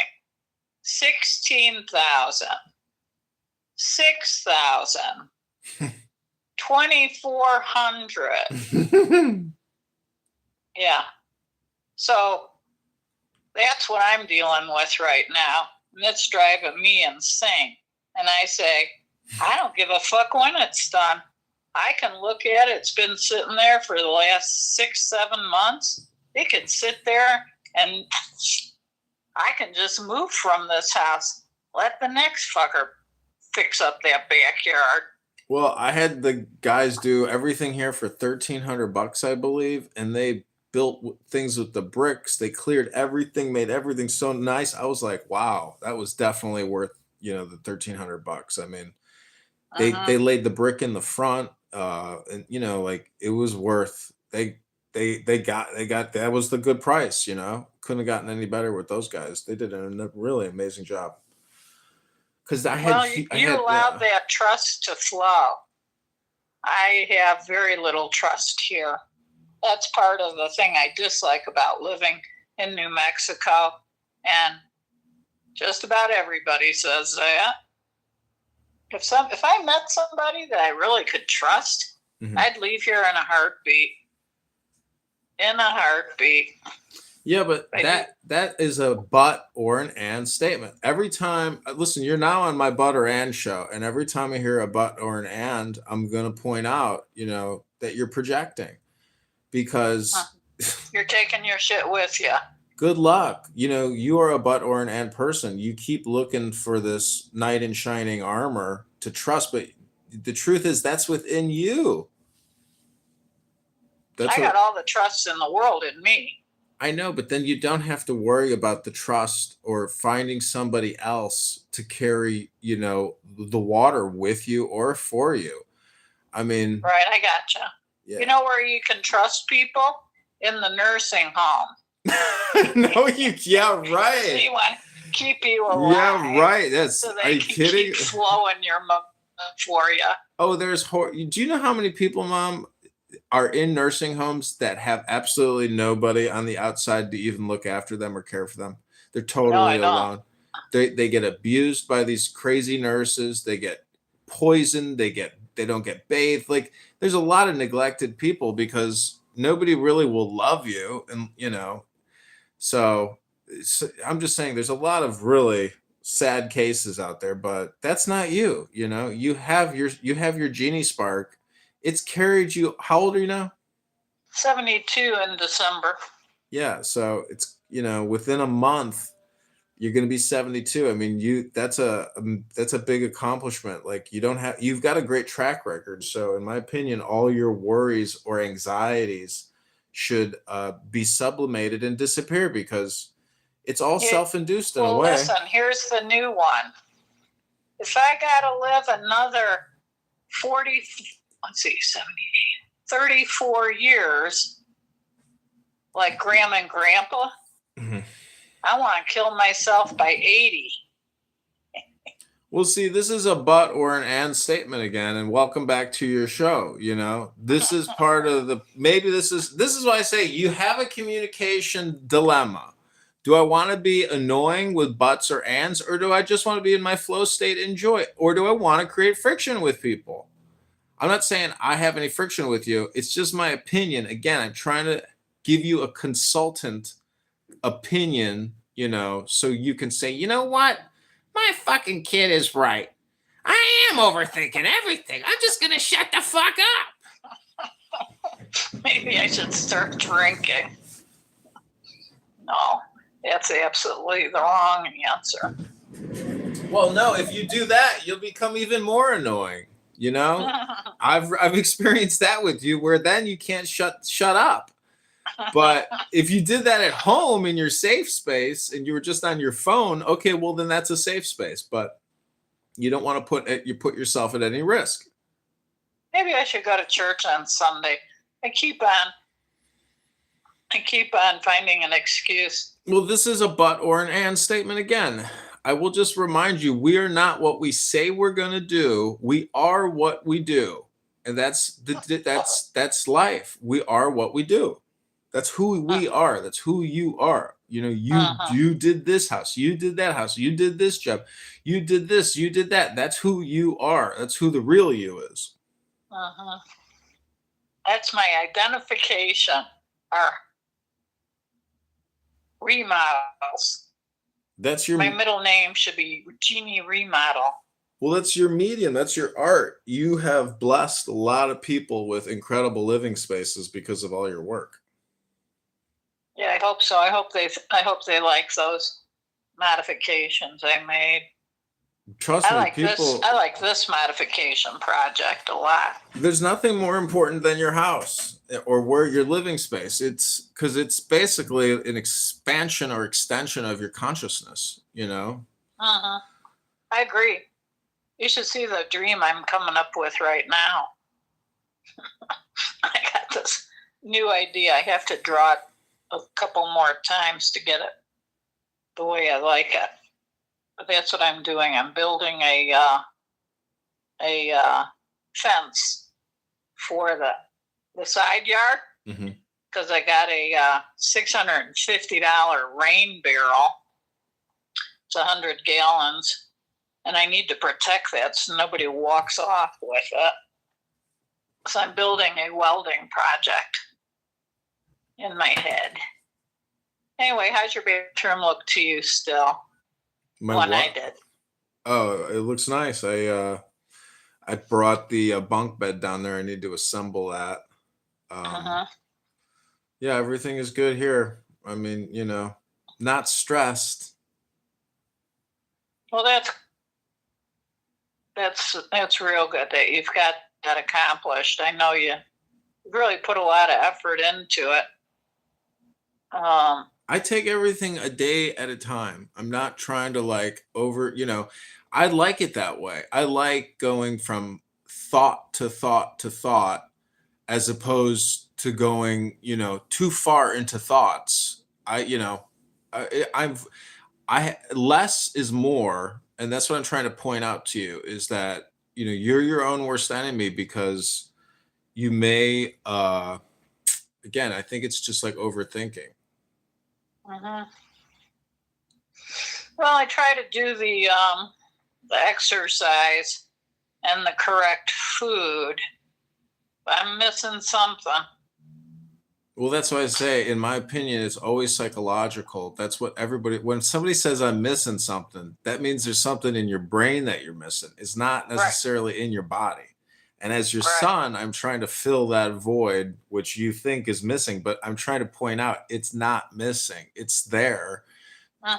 People just forget it or they misplace it. But here it is again. That's why I wanted to set up that desk in here and start journaling. That is the next accomplishment I want to make. Hopefully, I'll be pouring this abundance that's in my body out on paper and discover where this blockage is. Well, it goes back to that expression. The more you think, the more you speak, the further from the truth you're going to get. Say it out loud. The further I think and the further I speak, the further I get away from finding mindfulness, really. Exactly, because you already have it. That's what I'm trying to point out. you're a but or an and person. You say, oh, I got it, but no, there's no buts. It's like the movie Star Wars, you know, no try, only do.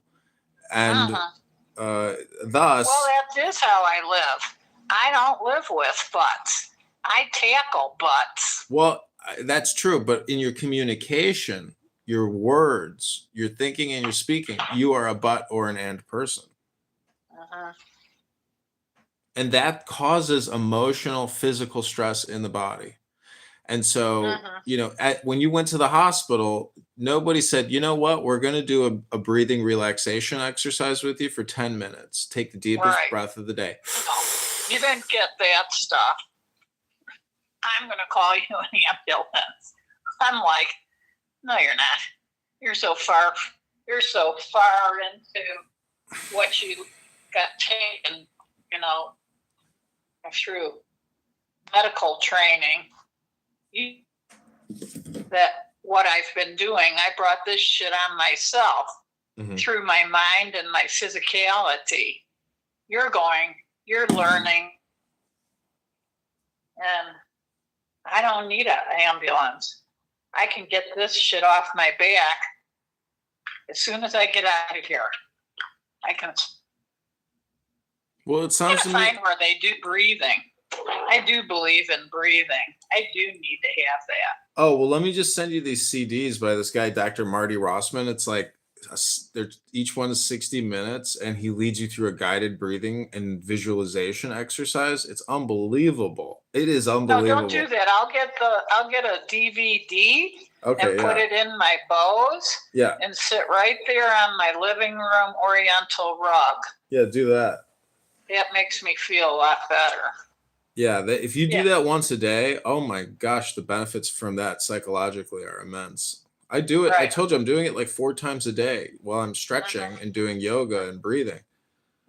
Because I can order that online, right? A DVD. Yeah, just go on Amazon or eBay and just type in breathing DVD, breathing exercise CD, and buy a bunch of them. Don't just buy one, just buy like 5 of them. Yeah. Okay, I'm going to do that. Thanks for that. Well, you thank yourself and tell me after you do it. Like, here we go with the buts or the ands. Okay, I will. Do it. I will. All right, happy Thanksgiving, Mom. I'm going to go. Wait, I want to say one thing. My sister Pat was looking out her window, and she says, oh, look at that. There's 7 turkeys. And 2 of them flew up on my neighbor's roof. I said, turkeys, the kind that you eat? And she says, no, they're wild turkeys. We have a family of them in Loveland, and they just move all around in Loveland. Yeah. I've seen that in Michigan, Wisconsin. They are vultures. Oh. They can be nasty and they can attack you.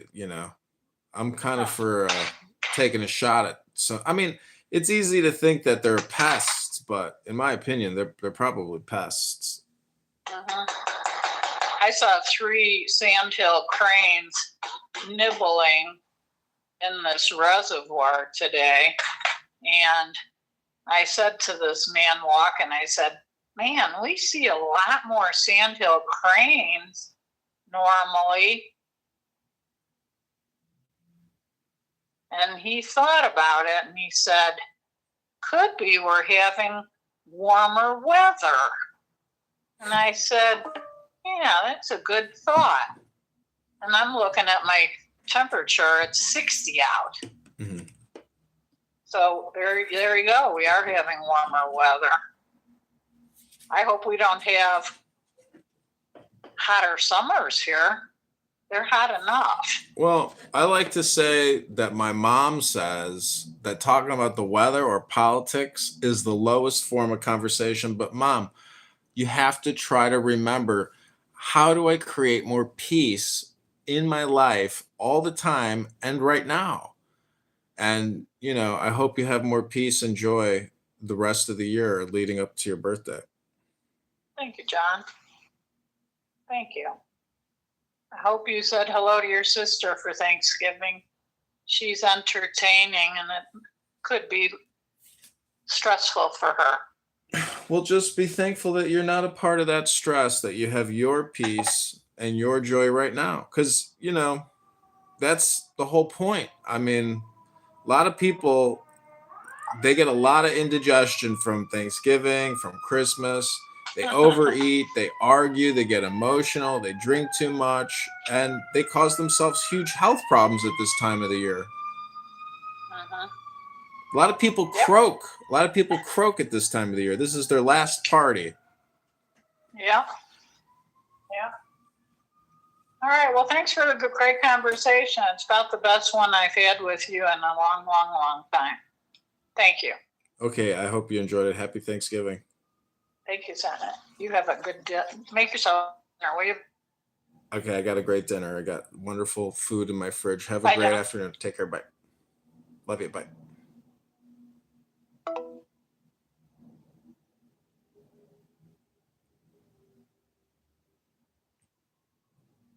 Ribono Shalom.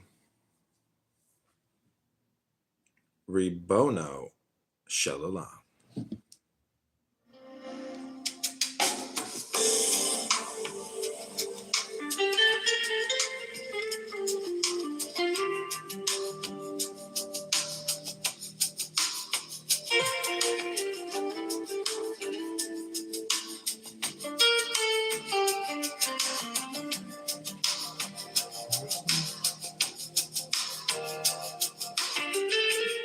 The whole nature of man presupposes woman, both physically and spiritually. His system is tuned into woman from the start, just as it is prepared for a quite definite world where there is water, light, air, salt, carbohydrates, etc. Carbohydrates? The growth of the mind is a widening of the range of consciousness. And each step forward has been a most painful and laborious achievement.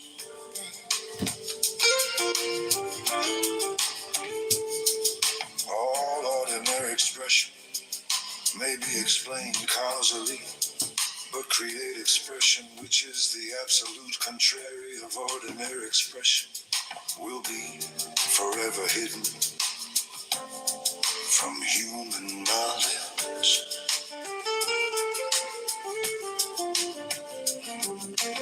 Meaning and design of the problem seem not to lie in its solution, but in our working at it incessantly. No psychic value can disappear without being replaced by another of equivalent intensity. In all chaos there is a cosmos, in all disorder a secret order. You can take away a man's gods, but only to give him others in return. Reason alone does not suffice.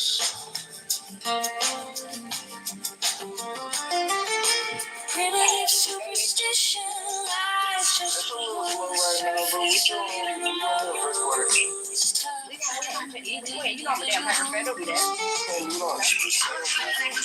Fight against it, who are the first to succumb to its suggestive effects. I like that song every time by Cardi B.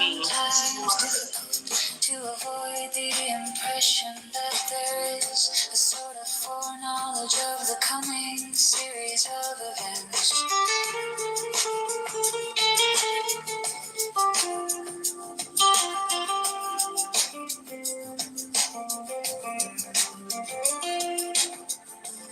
The whole nature of man presupposes woman. Both physically and spiritually, his system is tuned into woman from the start, just as it is prepared for a quite definite world where there is water, light, air, salt, carbohydrates, etc.